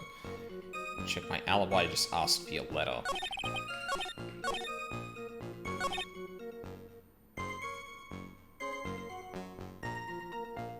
I don't believe that. Like, that's the thing I don't believe, but I don't know if I have, like, evidence to... Fortunately for Phoenix, we're here to help with the most powerful legal tactic there is, safe scumming. Exactly. Just think, all you have to do is press him on something irrelevant and bam, $50,000. Oh, get real, Maya. How about you pay back the money? Pay back the money then. Your allowance should cover it. Hey, I'm no idiot, you know. Well, I'm certainly not the one who thought the $50,000 was free money. Anyway, I need to work with this guy. Work this guy without pressing his testimony too hard. His testimony is pretty solid as it is. I admit nothing jumps out to me as contradiction. I've got to find an opening somewhere, or I need to make one. Right, so I still need to press him, but... Are you sure about that? We're talking about 1 month ago, you know. You see these teeth? That's how sharp my secretary is. Sharp? Is he talking about Viola Cadaverini? She writes everything in my scheduler. December, mainly in the office. That's what it says, so that's where I was. That seems like a rather, sketchy schedule. There he goes again. What the tiger did all December isn't the issue. What's important is what he was doing on the day of the murder. So now what? I mean... Oh, so if I go and press hard, I'm just gonna take damage? Is that what's up here? Mr. Tigre, what do you want? If you wouldn't mind going into a bit more detail. This is a dead-end trite and you know it. Remember the rules. No, it's essential that we establish the witness's alibi accurately. I agree. The victim was killed on December 3rd. Were you in the office that day too? Maybe you ain't listening. Of course I was. Never set foot outside. I had meetings all day with a bunch of cats wanting to do business with me. I ain't never seen that young kid before. I do believe the witness's last statement was important. Mr. Godot, if you could please... Mr. Tigre, the court asks you to add that last statement to your testimony. Don't let Madden beat you. Be a man, Your Honor, and ask him yourself. Says you, Phoenix. That day you was talking about, I was in the office too. Never seen that kid before.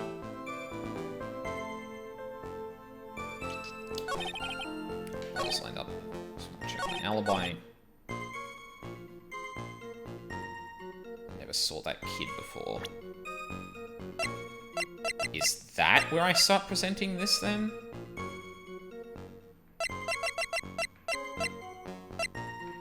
Actually, hold on. Do we have something about, Glenn's debt?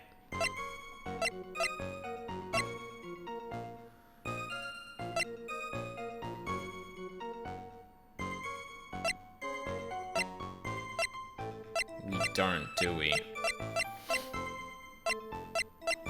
I guess that's just kind of been inferred.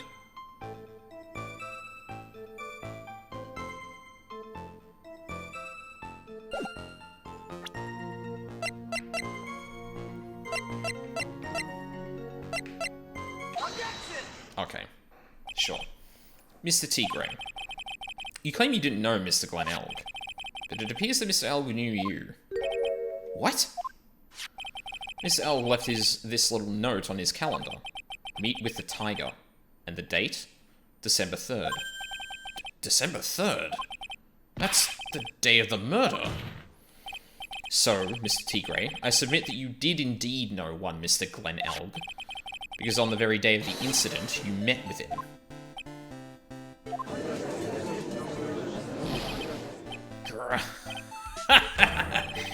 Not bad. He was actually not bad. Sorry? I was just messing with you to see how good you were. Did you hear that, Nick? He said you're not bad. That's one compliment I can do without. Plus, he's lying through his teeth. Witness, please remember that you're under oath. Lies will not be tolerated. You just calling me a liar? Is that what you're doing? Ruh-roh. Oh, God. So you're saying that you claim to have never seen that kid before is the truth. So you're saying that your claim to have never seen that kid before is the truth? He said I'm dead serious. You better believe that's the truth. Huh. And I'd say that gives me time to enjoy another cup of pure black magic. That is, while you testify for the court again, Mr. Tigre. Oh, yes, would you mind indulging the court witness? Never actually met the victim. That's gotta be a lie right there. It's time I nailed this guy. The victim, Glen Elg. I ain't no liar. Never met Glen Elg. There was some lame guy with that name, though, who wanted to borrow cash from me. Set up a meeting with the guy in my office, tender lender. I waited around for him, but he ain't ever showed. I ain't ever been to that Tribulation joint. You's here? I see. That all seems perfectly logical. You had arranged to meet with the victim, but he didn't show up. I've heard it's pretty hard to keep appointments when you're dead. Very well. You may begin your cross-examination, Mr. Wright. Yes, Your Honor. Didn't I tell you I got a big deal going down today? I ain't gonna make my bus now. I'm gonna have to take the express train. That bill's going straight to you, right? Grr.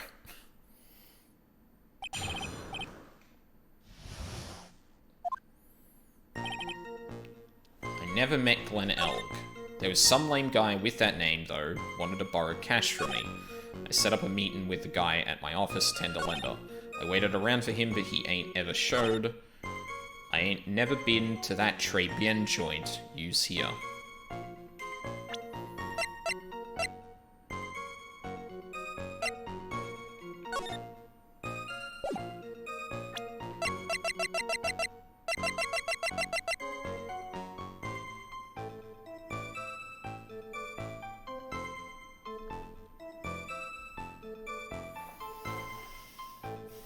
I'm pretty sure we can use this to link him to Tribulation, because that went missing from there.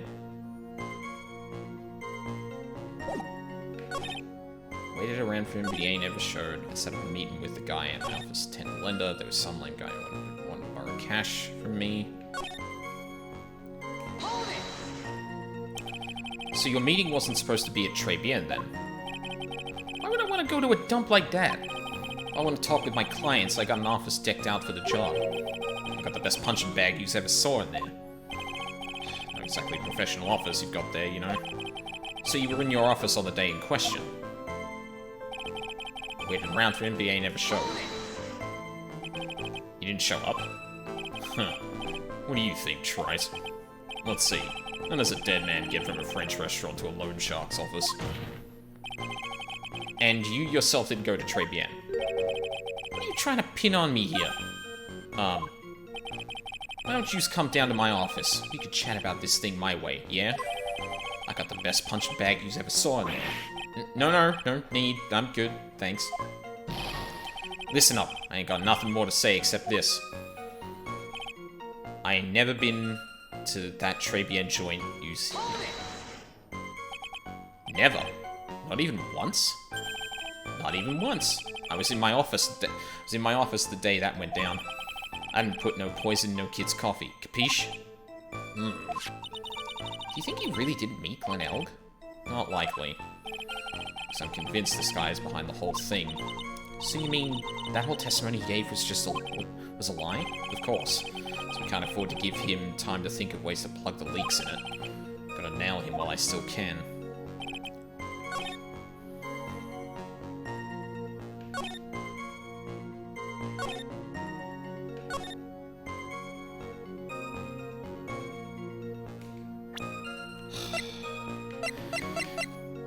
Does this tie him to Glenn, or tie him to Tribulation?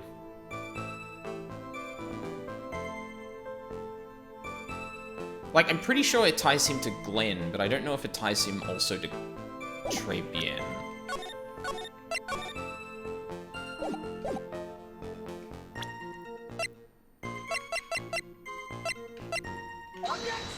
Nah. Damn it.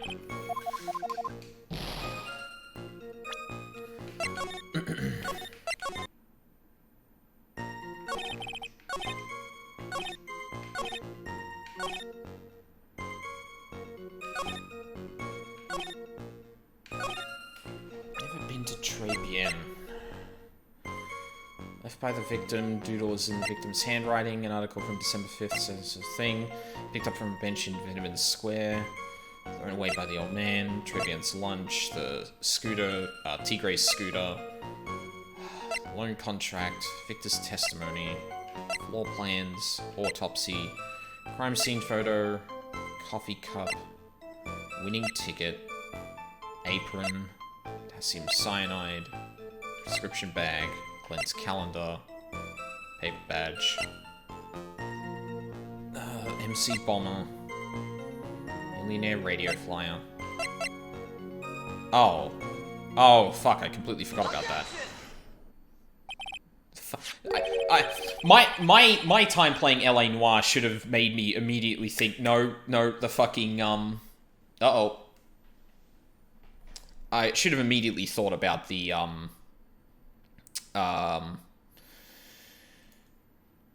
should have immediately thought about matchbooks, because they are always real big when it comes to placing people at locations. That's a ban. Rip in peace. Mr. T-Grain, is there something you'd like to tell the court about these matches? Matches? What's she talking about? I found them in your office at Tenderlender. They're from that restaurant. What? If you've really never been to Trebian before, what was a book of the restaurant's matches doing on your desk?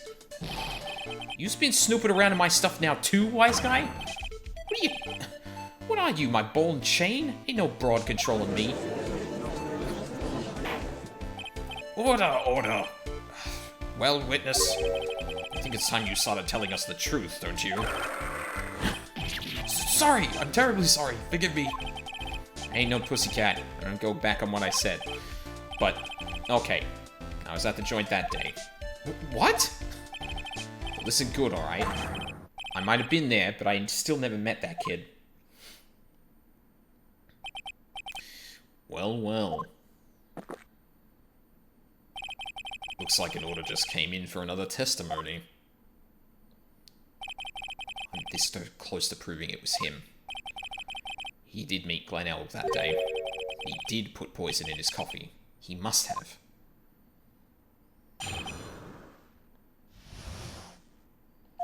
I was supposed to meet with the kid at the restaurant that afternoon.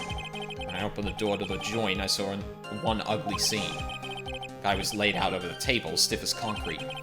Figured if the place wasn't all hot already, it was gonna be, so I split.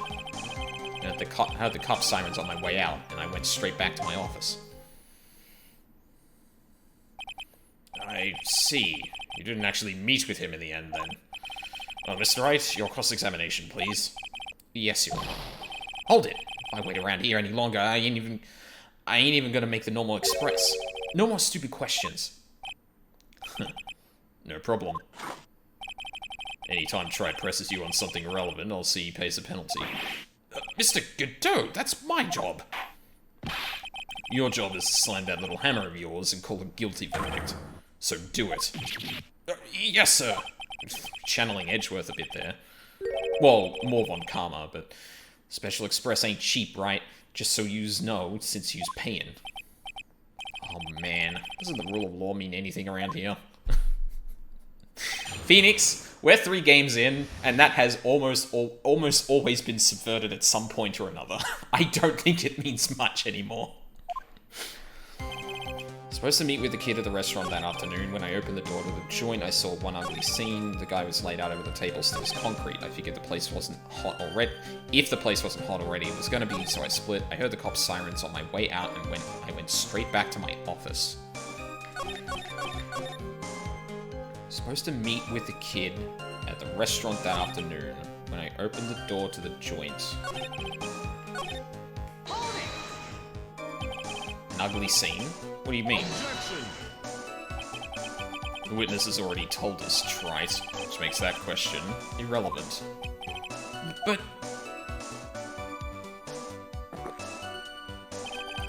I limit myself to 17 cups of coffee during a trial. That's the rule. You better limit the number of times you take a penalty, right? Or your guts will look like the inside of a chimney. Ashen. Don't make me burn you again, Mr. Wright. Guess I should have pressed him on that. Guess I'm gonna make that Special Express after all. So to recap, this ugly scene you saw was... Okay, one little criticism here. Right has a tendency to ask really dumb questions when you press certain things. If you're going to punish me for pressing anything, you should probably lay out what Phoenix is going to ask. Because when I opened the door, what time was that? That's important. But Phoenix focuses on the ugly scene.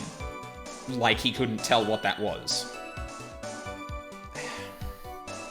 Like, I understand that, like, in this situation, it's trying to make you really consider what you need to press here, but given the fact that you don't actually know what line of reasoning Phoenix is going to go down, and when there are multiple things in a single statement that you could scrutinize, it's a crapshoot. So you don't actually have... Like, the player isn't the one... the emphasis isn't on the player. Yeah, this conceit would really benefit from dialogue forecasting. Yeah, exactly. Because if you don't know, you're just gambling. And at that point, the challenge isn't that. It's picking the right thing to press without hitting things that you don't, with no indication of... Yeah. It's not great. I was supposed to meet with the kid at the restaurant that afternoon. When I opened the door, the guy was laid out over the table, stiff as concrete. Figured if the place wasn't hot already, it was going to be, so I split. I heard the cop's sirens on my way out, and I went straight back to my office. Because, like, here, I could ask about details of the crime scene. What did he see on the table? Who was in the restaurant? Like, there are a lot of things I could ask here to clarify. But I don't know which one Phoenix is going to press. You mean you saw Glenn Elg's dead body? Oh, I guess I did, but I only saw him from behind. He was wearing some raggy bit of cloth that he called a hat. And what time was it?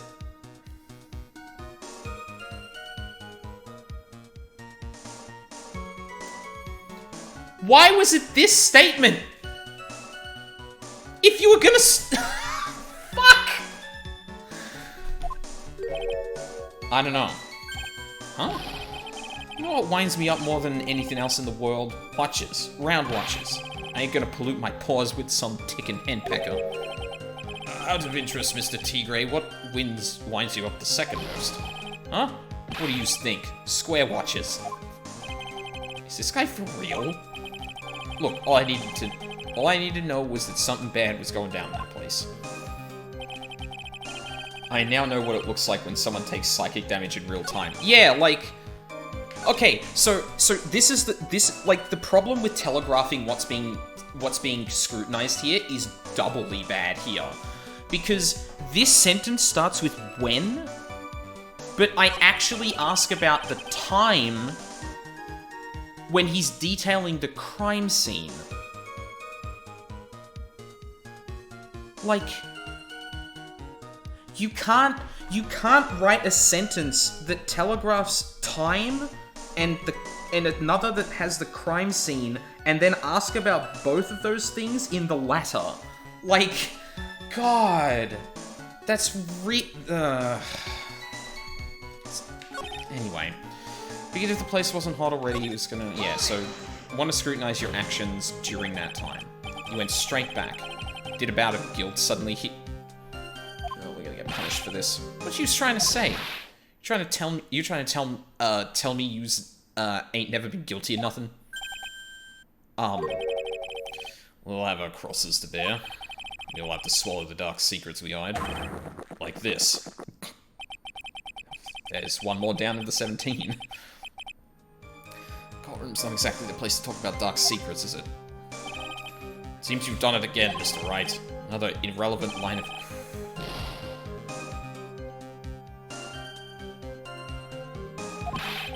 About a penalty for those two jokers and the garbage they keep coming up with. Well, Nick, what do you think? He's running out of ways to avoid the truth. I need to press him fast before he has time to think things through. Got to come right back at him with a contradiction. Be careful what you press him on, though, or you'll get penalized, okay? Supposed to meet with the kid at the restaurant that afternoon when I opened the door. Guy was laid out over the table, stiff as concrete. This is the only thing I've been able to press without, like, losing it. So, like... Hang on. Did I...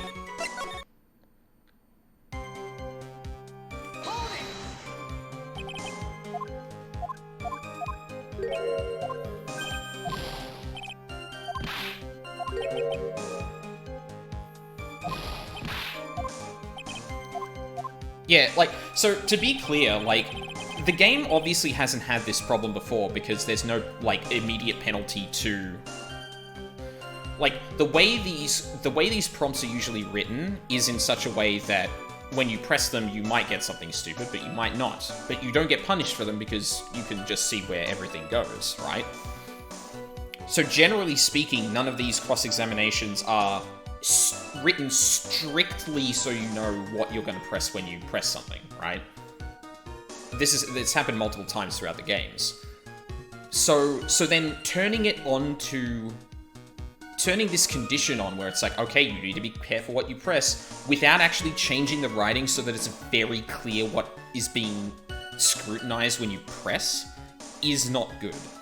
Like, it's fine in every other circumstance when, like, pressing doesn't have much penalty, but when it comes down to this and you don't change the way the cross-examination is being communicated, you're gonna end up with situations where the player feels kind of cheaped out of progress or cheaped out of health in this case, because Phoenix just decided to say a stupid line, as he is wanted to do.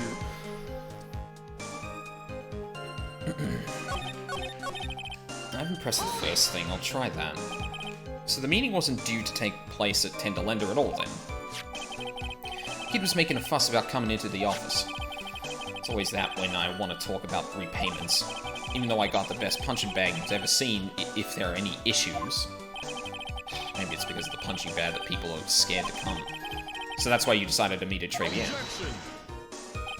Huh. Going over old ground again, trite. Sorry.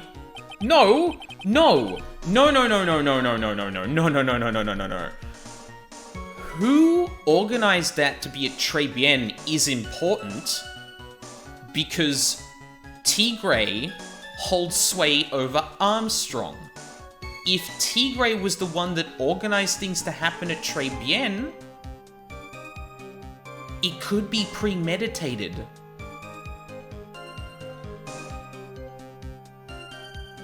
That's not a stupid line of questioning!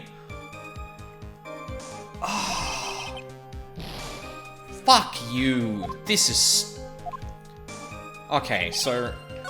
Can't press this, can't press this. I can press this. I haven't pressed this yet, so... Actually, hang on. I'm gonna load this again.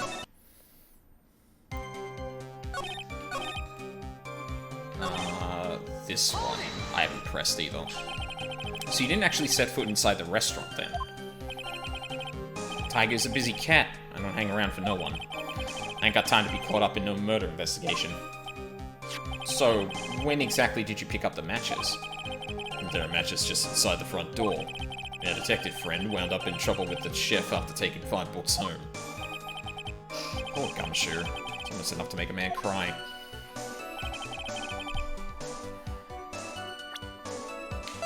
Okay, I think... Okay, there's a couple of things I can do here. Well, there's one thing that sticks out, right? So, I was supposed to meet with the kid in the afternoon. When I opened the door to the scene, saw that he was stiff, so I left.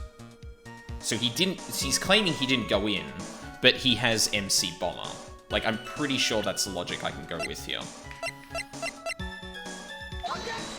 No?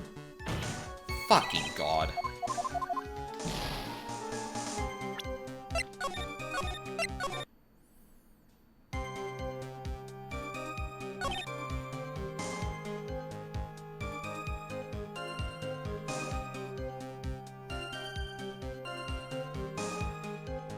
Sorry, one more clarification about this whole dialogue thing. I guess, like, the problem is that, like, in this situation, you want to challenge the player to understand what they're pressing and, like, penalizing them if they get it wrong, right? Only look at the important things. But when you write the dialogue in the same way that you would if you're pressing it, it just feels like a crapshoot. So that challenge is completely undermined by the fact that you can't actually interpret what's going to be asked. Sorry, like, I know I keep, like, half explaining it and then realizing, like, oh, I can actually make that point a bit better. That's what happens when I'm, like, trying to think of two parallel trains of thought going on right now. Figured that the place wasn't going to be hot already, it was gonna be, so I split. And he says that he didn't step in to the place.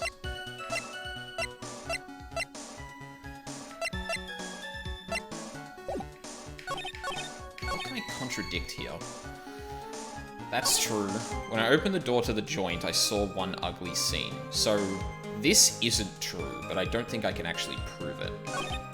Guy was laid out over the table stiff as concrete. I mean, same vein as the other thing. Figured if the place wasn't hot already, I was gonna be, so I split. So he's claiming he never stepped foot in the restaurant, which is another thing that's not true. I heard the cops' sirens on my way out, and I went straight back to my office. I mean, it's not true, but in the same vein as this. So, there are two things we can contradict here. We can either contradict the fact that Glenn was dead when the tiger turned up, or we can contradict the fact that he didn't step into the restaurant. Now,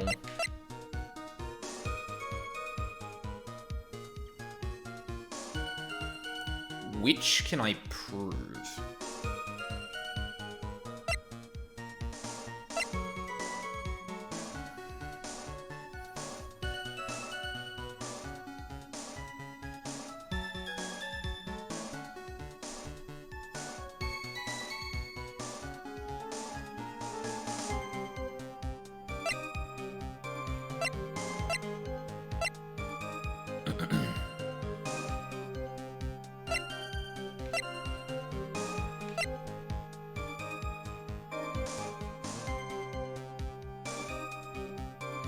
Oh, hold on. You couldn't have seen that.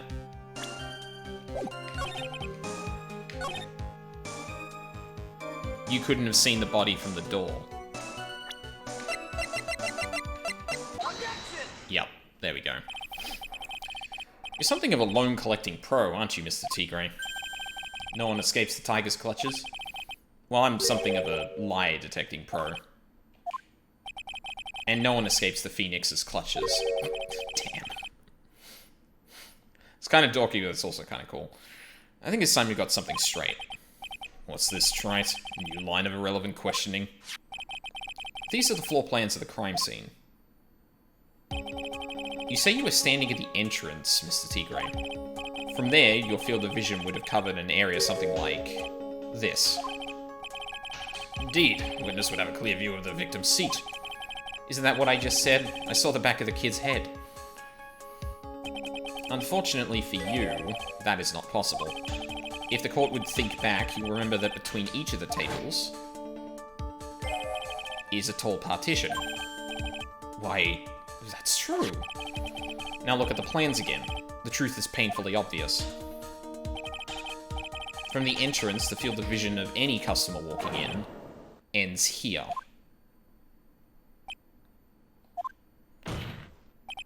So, from the entrance of Tribulations, you couldn't have seen the victim's seat. But you did see the victim that day because you met with him. Wrong. Have you forgotten the old man's testimony yesterday? The victim was alone at his table.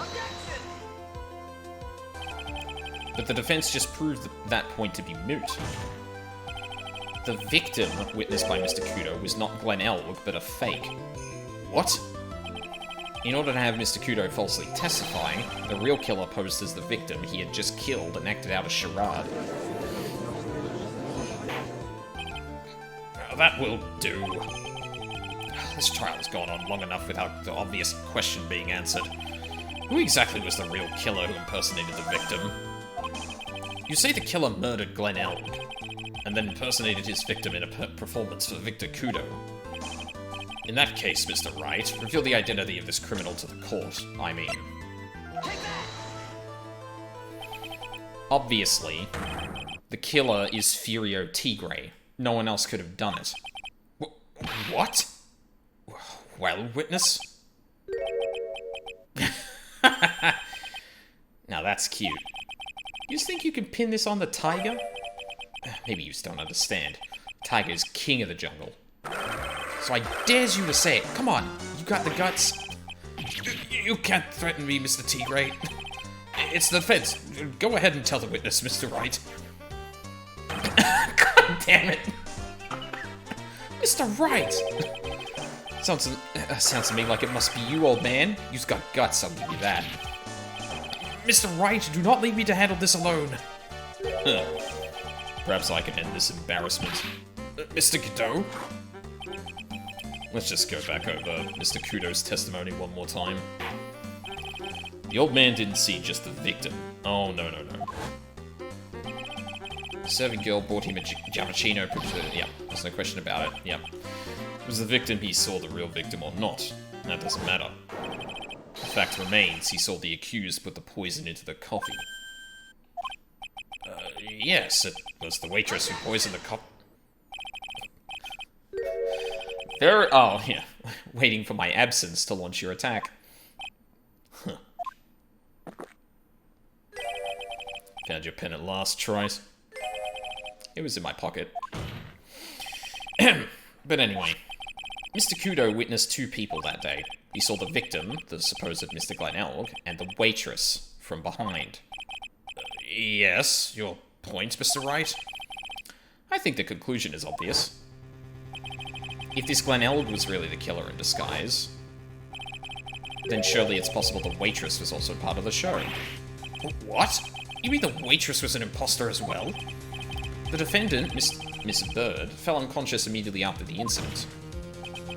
And someone used her fainting to hatch an elaborate plan to pin the murder on her. Who on earth was it? Who was this waitress that Mr. Kudo witnessed? That would be Viola. Who is this woman? Her name is Viola Cadaverini. She's an employee of Tenderlender. She was making a big mistake. Do you know who Violetta's grandfather is? You better be going home in an armored truck tonight, if you know what I mean. Just stop shaking, Nick.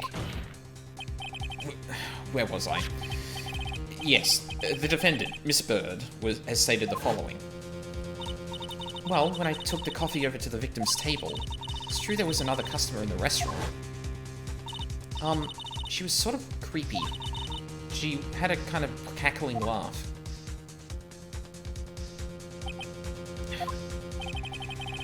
There are just too many contradictions in this case. The second man at the victim's table, who nobody but Miss Bird seems to have seen. The earpiece worn by the victim in his left ear when the eardrum was ruptured. And the radio show he was supposedly listening to half an hour after it was over. There is only one logical explanation that clears up all these contradictions. The whole incident took place twice, once for real and once for show. And Mr. Furio Tigre, the only person who could have committed the crime, is you. Oh, and right, I said that wrong. Witness? What have you got to say? That's cute. Sorry? You's alright. I could do with a guy like you around. What do you mean? Okay, I'm in on this game. I'm gonna have to charter a jet to get me to my meeting now, but I'm gonna give you one more thing to think about before I go. Something to think about. You's got it all wrapped up nice, huh, right? But you's missed out one real important thing. But that can't be. I was in the joint that day, and I met that kid too. But I couldn't have poisoned him, you see? What? Do you really expect us to believe you now, Mr. Tigre? What a troublemaker. Troublemaker? Looks like we're going to need another one for the road.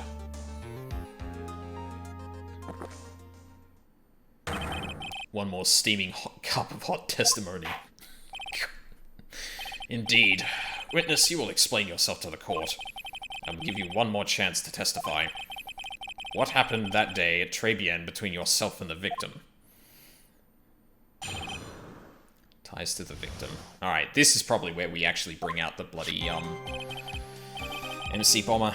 Yeah, I loaned Eld cash, about $100,000. He'd say 100 grand, fuck you. That day he was due to have a little chat. That day we was due to have a little chat. Kid had hit his payback date, see? So anyway, he tells me he's got no way to pay up. I'm about to flatten the guy when he starts screaming. Yes, I won! $500,000! He got lucky, you know? Real lucky. If that waitress hadn't done what she did, everything would have been over.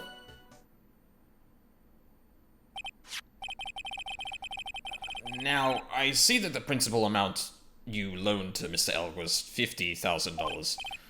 Yeah, well, you just got the VIG to take it in. What? The VIG? I don't know. To take into account. Interest builds up fast, you know. That's faster than fast. $100,000 is twice his principal. And the repayment deadline was December 3rd, the day of the incident in question. Yeah, he was one lucky kid. He got $500,000 just in time. So I ain't have no reason to kill the kid.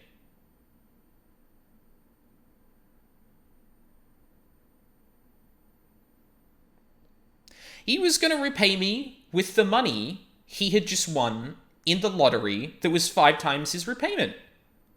Why would I possibly have a motive for killing him? What? That's bulletproof. I gotta admit, Tiger's on fire today. If I ain't got no motive, you ain't got no case. His motive? He has to have one, but what is it? I know what it is.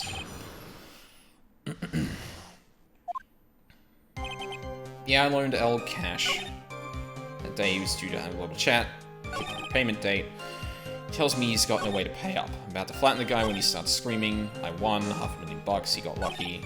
If that waitress hadn't done what she'd done, everything would have been over. Wait, so that last little bit wasn't in the testimony? What? The waitress. You mean go with the glasses in the defendant's chair. Who else could I mean? If she hadn't gotten away, things would have been bada bing, bada boom, over and done with. Maybe I should push. That's how things would have been. What do you mean things would have been over and done with? You use all there or what? I'm talking about the cash. I was there to get my $100,000 back. That's all. I'm a businessman. It's all coming together before that waitress got in the way. As far as I can tell from the witness's testimony, other than recouping his loan, Mr. Tigre has had no motive for killing the victim. Witness, you will amend your testimony to reflect what you just said. Tiger's motive, huh? So after the $100,000, I didn't have any other reason. No, you... Fuck! I didn't want to press that. Are you saying you had no other motives that day? Yeah, so what? Then, why didn't you take the lottery ticket when you left? What did you think? Because of Four Eyes over there? Oh, because of Four Eyes over there. Because of Maggie. Why don't you go ask Four Eyes about that $500,000 ticket? She wanted it so bad. She poisoned Eldon's coffee. A likely theory. Your word hasn't held water lately, Mr. Tigre. Let's not forget this witness was actually at the scene, right? The law didn't exactly agree with someone who did. The law don't exactly agree with some of the deals I send down. I couldn't be there when the cops showed up, so I split. I see. Your Honor. The witness's last few statements are worth a good 2 cups of coffee. Well, Mr. Wright, are you happy with the testimony, or would you like it amended?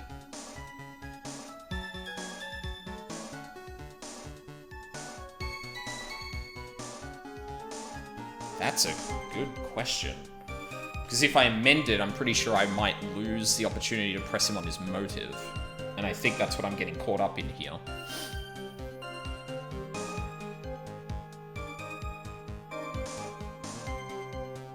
Hang on, I'm gonna leave this and press it again. I better leave it. Thank you, Your Honor, but there's no need to amend the testimony. Very well, continue with the cross-examination then. High stakes testimony prove reading. Yeah. So the tiger was meeting Glenn Elg to get his money back. Mr. Elg had just given him the lottery ticket. That would have been the end. Yeah, so what's the tiger's motive? This is the big one. If I don't manage to undermine his testimony, it's all over for us. Why would he have to poison Mr. Elg? And why did he loan him the money in the first place when he knew he couldn't repay him?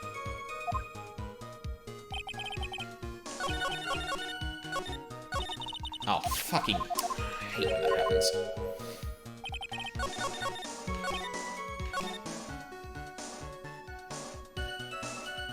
So, we know that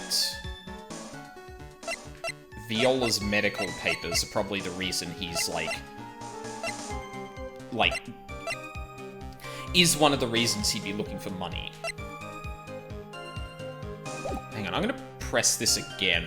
Because I don't know what this is gonna do to the testimony. You saying you had no other motives that day? Yeah, so what? Then why didn't you take the lottery ticket when you left? What did you think because of Four Eyes over there? So Maggie, how about you go ask Four Eyes about the $500,000 ticket? She wanted it so bad, so you poisoned Alex's coffee. A likely theory. Your word hasn't held water so far. Let's not forget this witness was actually at the scene. The law doesn't exactly agree. Could be there when the cops show up. Your Honor. Witness's last few statements are worth a good 2 cups of coffee.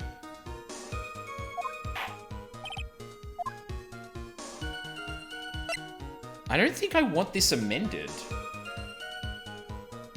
Because what does that help me prove? Like, it seems to show that, like, of course he wouldn't take it because it's part of it, like, it's part of the reason he was murdered. Like, I mean, first of all, like, there's a question of whether Maggie actually took it at when that happened. But I guess what he's getting at here is, like, it wouldn't make sense for me to take the ticket because that would incriminate me. It would actually put me at the scene of the crime.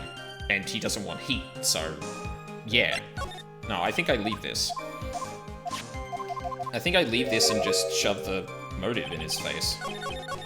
I don't know... I don't know if this is enough by itself, though. Luckily, we have time powers, so it doesn't actually matter, but...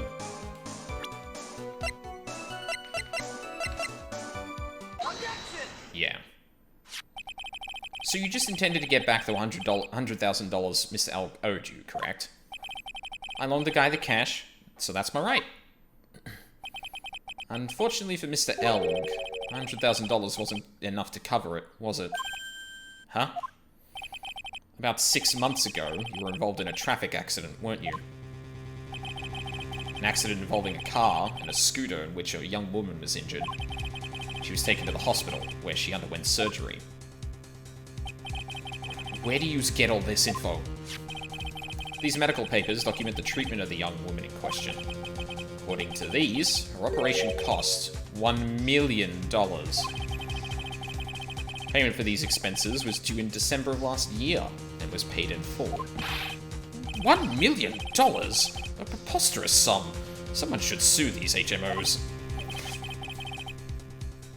The fucking judge is like Medicare for all. Or, like, free health, brain. I'm gonna stop that line. No one would pay a bill like that. The Medical Association got wind of it, the hospital would end up as dead as a morgue. But Mr. Tigray had no choice but to pay, because his very life depended on it.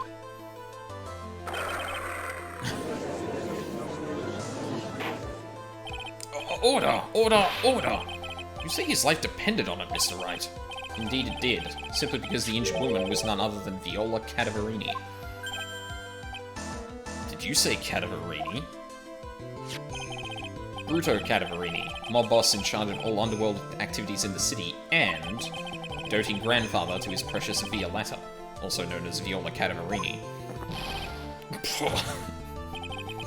Your life was in danger unless you paid compensation to the boss, correct? It makes sense.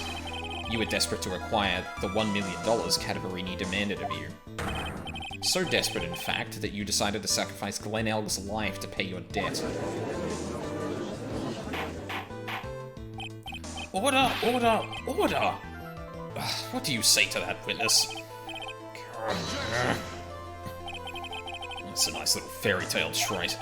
And even if the witness did need $1 million, it doesn't tie him to Mr. Elg's murder. Mr. Elg only owed him $100,000 and had no hope of repaying it anyway. Yeah, that guy wasn't worth my spit. Exactly. I don't think so. In fact, the opposite is true. Oh, well, yeah, no, he is actually very valuable. Oh, the opposite. Lending money with no hope of ever seeing repayment would normally be bad for business. But, in this case, the very fact that Glen Elg had no way to repay the money is crucial. What? Do you know where you're going with this, Nick? You've got to think outside the box, Maya. Outside the box? It's very straightforward. Mr. Tigray wasn't after the $100,000 at all. It seems you have a logical conclusion for this theory, Mr. Wright. Would you care to share it with us? What exactly was Mr. Tigray after? Glen Elg was a programmer, a highly skilled programmer. That skill was the collateral Mr. Elg put up in order to borrow the money. Care to explain how skill can be used as collateral to secure a loan, Trite? He had the skill to create a computer virus, and so he did. A virus known as MC Bomber. A computer virus? What does one of those do? A computer virus is a program that wreaks havoc on the insides of a computer. Computer? What does one of those do? I guess the beard isn't the only part of his honor that is far from the Stone Age. That's rough, Phoenix. I'll explain it to you later, Your Honor. Right now, this is the important point. A virus like MC Bomber would be worth several $1 million on the black market. Mr. Tigray, you couldn't have cared less about the $100,000, isn't that right? All you cared about was one thing, the virus. Got him. On the day of the murder, Mr. Tigray's sole intention was to get his hands on this CD. Glen Elg had no way of paying back the $100,000, and Mr. Tigray knew it. Right, so he killed him so he couldn't get the 500 grand, so he wouldn't get the virus. Right. But then a miracle happened. Fuck, I had this the other way around. I thought he went, oh shit, more money, thank you very much. That'll pay off some of it. But no, he was like, fuck, I can't let him win that money, because then he's not going to give me the fucking virus. Damn. I really should have put that together. Kind that Mr. Tigray would prefer to say never happened, but he can't, and neither can I. The lottery win. Exactly. At the 11th hour, Mr. Elg won $500,000 on the lottery, which left Mr. Tigray with no way of getting his hands on the all-important CD. At least, no legitimate way.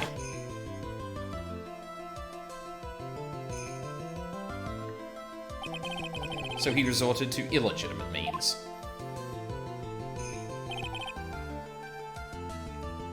That's crazy. He murdered Glen Elg and then made his next move, to frame Maggie Bird for the crime. Mr. Tigray posed as Glen Elg, while Viola Cadavarini played the role of Miss Bird. And then they reenacted the whole thing in order to establish a witness. The witness being the one we all heard testify yesterday, Mr. Victor Cooper. Like I said, Trite, that's crazy. No one could pull off a stunt like that. For starters, there's no way the chef could have been kept in the dark about it. Well, you're right, he wasn't. But Mr. Armstrong was in on it from the very beginning. Have you forgotten already, Mr. Godot? Mr. Armstrong owed the witness money too. $500,000, in fact. He had no choice but to go along with Mr. Tigray's plan.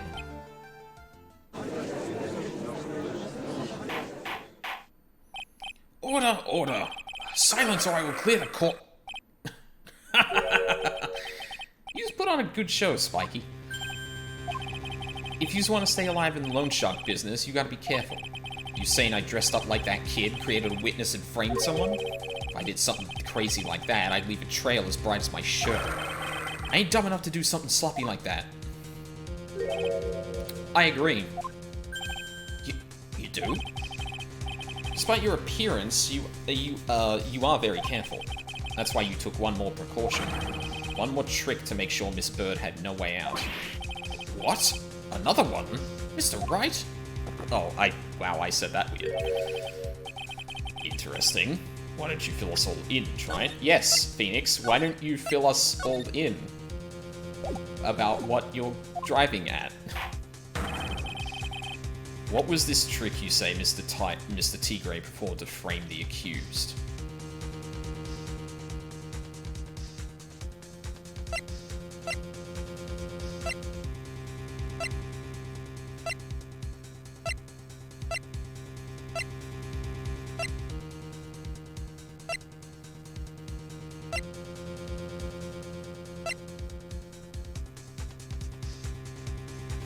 Oh. Am I are we gonna go there now? Are we doing this? Fuck it. That's not a good look.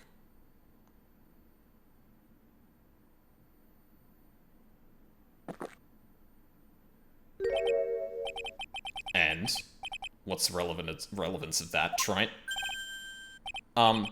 It's just a little intro. An intro into what? It seems all this has been an elaborate trick on the part of the defense. Fucking damn it.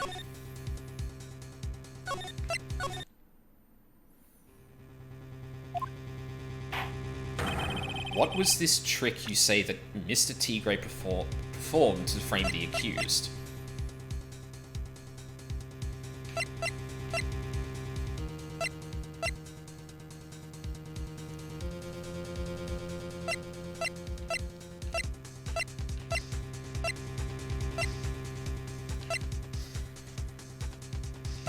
Oh, this. Maybe.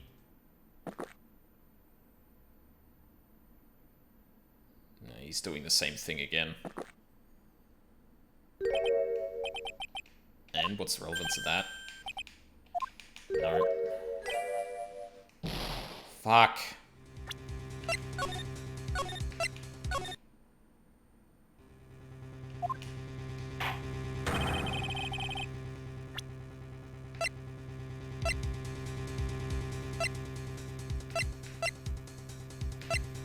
Oh. Oh, no, it's this. What on earth is that? Okay, sorry. I was like, oh my god, we're gonna do the newspaper clipping, but no, it's the paper badge. I should have. That's dumb. That was dumb on my part. What on earth is that? What an insult to think anyone can be fooled by such a childish imitation. I agree. Consider yourself insulted, Your Honor. Mr. Tigre, you didn't just pose as the victim on the day in question. A month ago, in this very court, you posed as me. What? That's the truth. But the witness looks nothing like you, Mr. Wright. Uh-huh. Yeah? Although, now that I think about it, it was you, wasn't it? No doubt it was you, standing in here, this very court, a mere month ago.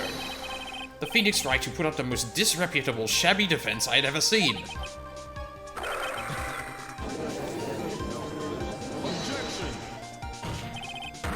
Can you prove that, Gramps? Prove that the attorney who represented the accused here a month ago was this man. Are you prepared to take the stand and testify that it was him?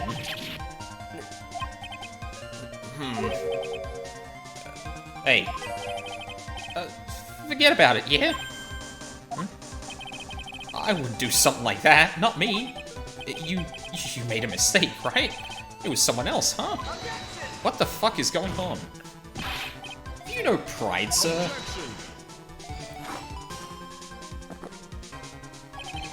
This is a matter of pride. Says P5 Strikers. I'm sorry, no, that is a joke for only me. In case you didn't know, Trite, here in court we deal with people's lives. Mr. Godot is right. Your Honor? Speaking for myself, I'm absolutely convinced. attorney in question was the witness standing before me now. However, I preside over this court as the judge, with the vested power to hand down a verdict. Someone in my position cannot be swayed by a memory without evidence to support it. No! If the defense has no further evidence, the court will now excuse the witness. The circumstances surrounding Mr. Tigre are dubious for sure, but not conclusive. Oh my god. But we've come so far. You say he impersonated Glenelg, you say he impersonated you. But none of that adds up to a murder charge. You don't have a shred of evidence that the witness poisoned the victim's coffee.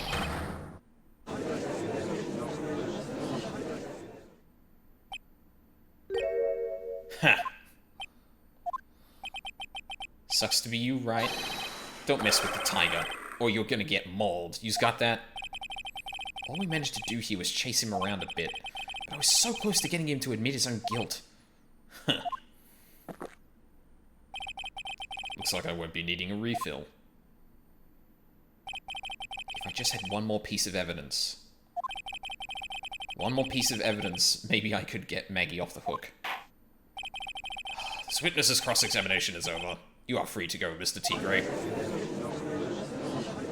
Hold it. Yep. Come on, Gumshoe. Your Honor, sir. Yeah! Wait! Detective? That was a great piece of art of him, by the way. Detective Gumshoe! Sorry I took so long, pal. I staked everything on this. My badge, the works. So here it is. My heart's counting on this too. What is it, Detective? Isn't it obvious, pal? It's the final decisive piece of evidence. What?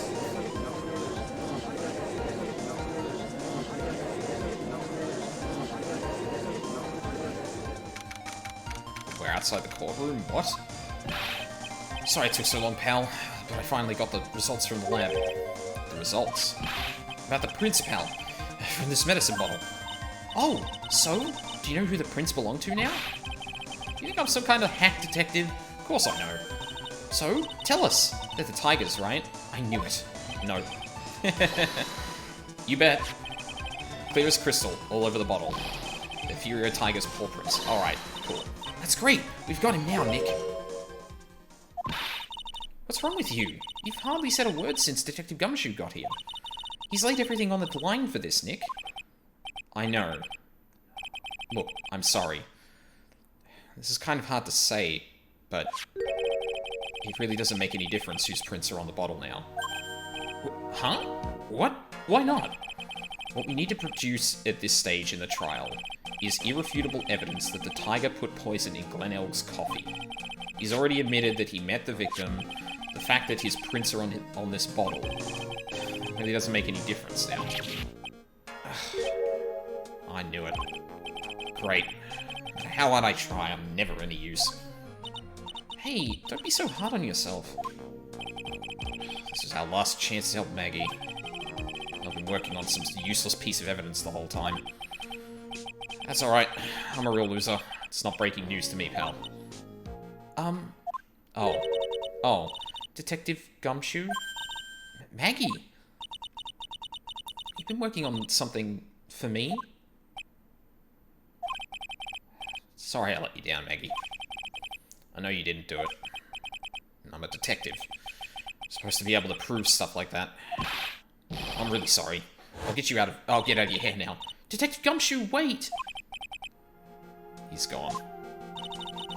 Isn't there anything we can do now, Nick? I wish there was. Gumshoe worked so hard to get that evidence. Only there was some way I could use it.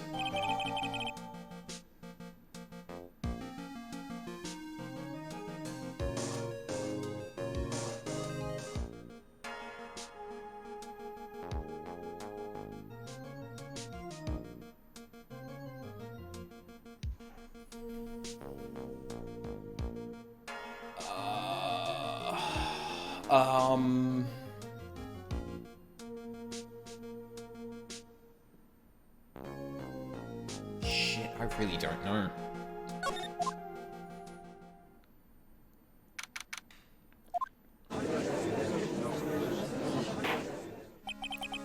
Mr. Wright. Yes, Your Honor. Granted you a recess so you could prepare this decisive evidence you discovered. Yes. Don't keep us all in suspense, Trite. Show us. Naturally, we can assume it's evidence that will actually stand up in court, can't we? Think, Phoenix. Don't let Gumshoe's hard work go to waste. How much more of my time are you gonna waste? I ain't been to no court before. You's lawyers sure know how to blow things out of proportion. No doubt, given the nature of the evidence, it will speak for itself. Nevertheless, you will talk us through it, Mr. Wright. Well, I know I can't prove anything new with this evidence. Almost this, all my saves are now are almost all this trial. Well, I know I can't. Yeah, I'm really backed into a corner here. Maybe if he thinks he's got me beat, he'll let his guard down a bit. Don't keep us waiting any longer, Mr. Wright. Present this final decisive piece of evidence to the court. This is the defense's final piece of evidence. Isn't that the victims? Your Honor.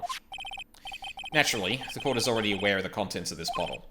However, interesting new information has come to light. We have clearly identified some fingerprints on it. Fingerprints belonging to you, Mr. T. Gray. What? But, Mr. Wright, what conclusion are you hoping to draw from this new information? Everyone in here knows what this bottle contains, except one man. One person in this court should theoretically be in the dark. My prints are on that pansy-looking bottle? Is that what you're saying? What the hell's in it anyway? A phony trial, a phony lawyer, phony clues. Everything about this case has been phony. Seems like the perfect excuse for some phony evidence. Mr. T. Gray, this is a decisive piece of evidence that will prove your guilt. Why? Because it contains...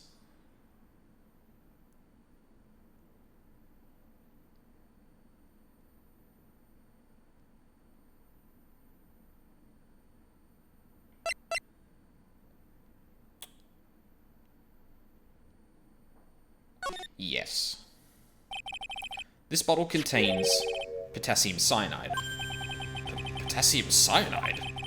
The poison used to murder Mr. L, Your Honor. The victim's killer used this very bottle. And on this bottle, Mr. T. Gray, we found your fingerprints. Well, how do you explain that? You'd make a good clown, you know that? What? Yous ain't never gonna get this to stick. Yous just making me laugh now. You think a cheap bluff like that's gonna fool the tiger? A bluff? I can see straight through you, Phoenix Wright. That ain't the bottle with the cyanide in it. Got him. No. This is the bottle we found traces of the poison in. Don't mess with the tiger, or you're gonna get ripped to shreds. Cyanide bottle was brown, and it was made of glass. Oh, really? That cheap piece of trash. Don't look nothing like it.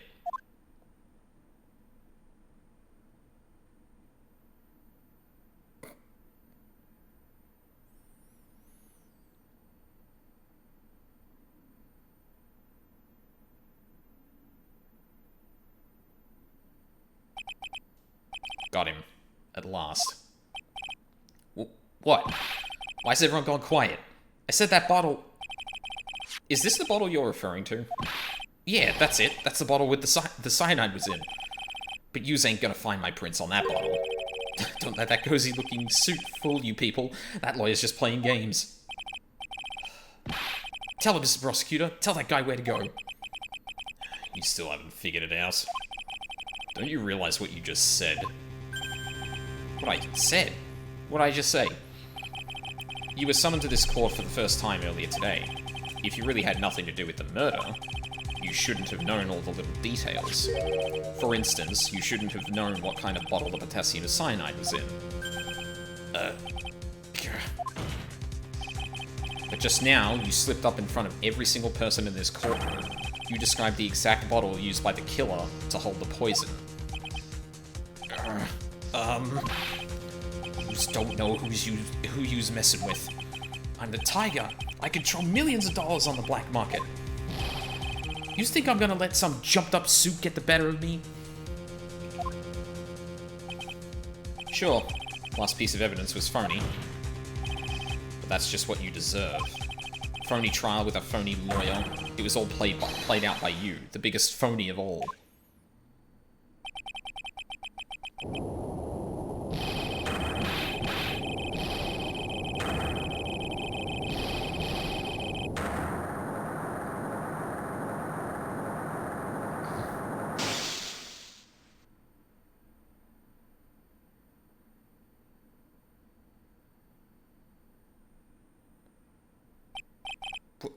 What's going on? It looks like a blackout.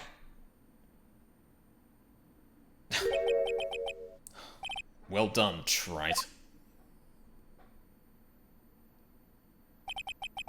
I saved my 17th cup of coffee just for you. Savor it. While you watch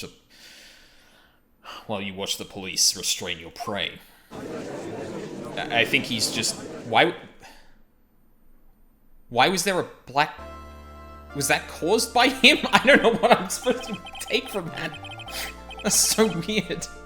But, like, contriving a scenario where, like, Godot gets to throw a coffee at Phoenix and, like, the beady eyes come out in the dark. Like, I don't know. Mr. Wright, you caught a tiger by his toe, but if this one hollers, he won't let me... I can't believe that he just said that. Now then, how are things going with Mr. Tigre, Mr. Godot? He's being arrested on suspicion of the murder of Glenell, Your Honor.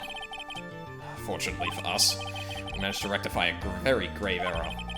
Miss Bird was found guilty in the absence of a genuine defense attorney. Yes, she was.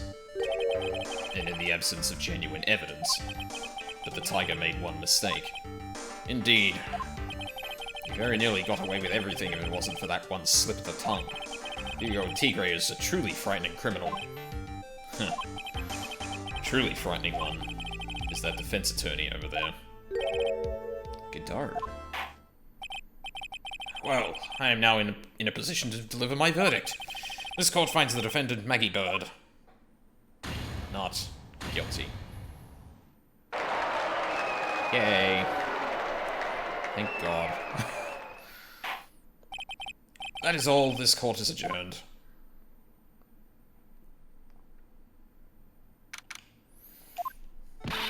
Mr. Wright, I'm at a loss for words. Thank you, sir. Congratulations, Maggie. I was so mad when Mr. Wright landed me in all that trouble a month ago, but now I feel like I can forgive him. Hey, that wasn't me, Maggie. That was the tiger. Look, Nick, in the doorway. Detective Gumshoe. Oh, I guess I'll be heading off. See you around, pal. Wait! Detective Gumshoe. Oh yeah, congratulations, Maggie. Thanks. I knew you were innocent all along. Why didn't you say that in your testimony, then? Huh? Oh, well, I was... Well, guess I'll be heading off then. See you around. God damn it, Gumshoe. Wait up, detective. He just ran off. Maggie, why are you being so hard on him? He busted his butt for you. It's thanks to him that we got the medication bottle. That wasn't even of any use. That wasn't even of any use. But it's only because Mr. Wright used it so cleverly. Detective Gumshoe was just running around in circles. Poor guy. Looks like she isn't ready to forgive him. I'm saving this because I feel like a thing's gonna come up now. Can't you put in a good word for him, Nick? Yeah, Maya was right. I should help Gumshoe out. It's clear he needs it. Maggie, you know, Detective Gumshoe's been really worried about you through all of this. I wanted to believe that, sir. But on that first day of the trial, he practically gave the judge a free pass to lock me up. He didn't have any choice, Maggie. He's a detective. He has to report the facts. He doubted me, that's why. He thought I might have done it. I got to prove to her that Gumshoe really cares about her. I know. I'll give her a little present to celebrate her freedom. Take that! Here you are. Present to celebrate your freedom. That's a present from Detective Gumshoe, made with a ton of love. He said you lost weight and he was worried about you. Detective Gumshoe... I actually really like weenies, you know? Did you guys hear that? I'm pretty hungry myself, you know. Yeah, the child dragged on a bit today, didn't it? Is it okay if I eat this now?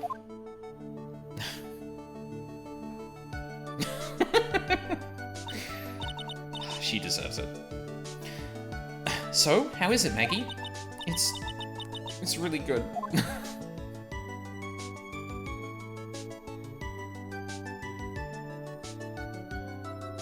So the case of phony versus genuine comes to an end. The false allegations surrounding Maggie have all been cleared up. And who knows, maybe a whole new chapter of her life is about to start.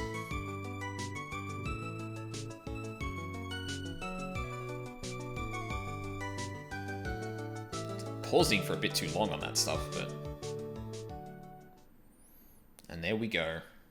In pretty much exactly 3 hours. Hi, Edgeworth! Brand new episode has been added. Yes, I'd love to save my progress. Cool. Oh, that starts on a trial. Huh. Interesting. Yeah, I'm gonna leave it there. I don't want to know what's coming up. I guess I haven't showed it in the past, but like, honestly, so hey, you got through that trial tonight after all? Yeah, I did. Well, like, that very first question in the first part of the trial was had me stuck for a bit longer than I thought I would have been. But it was relatively smooth sailing after that. So yeah, I kind of got lucky there. Well, not lucky. I guess, like, the first bit was just an outlier. I was really worried because of that they were going to ask some really tough questions that would have to be stumped for a while, but no, I got through it relatively well. Yeah, so, probably not streaming tonight. I would like to stream tomorrow.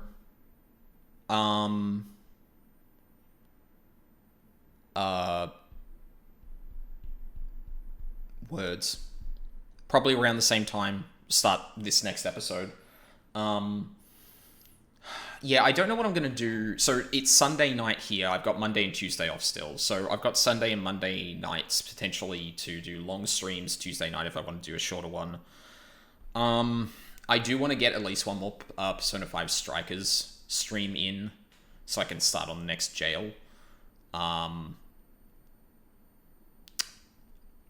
But I am going out tonight for a little bit, so I don't know what time I'd be back to stream, so I'll kind of play that by ear.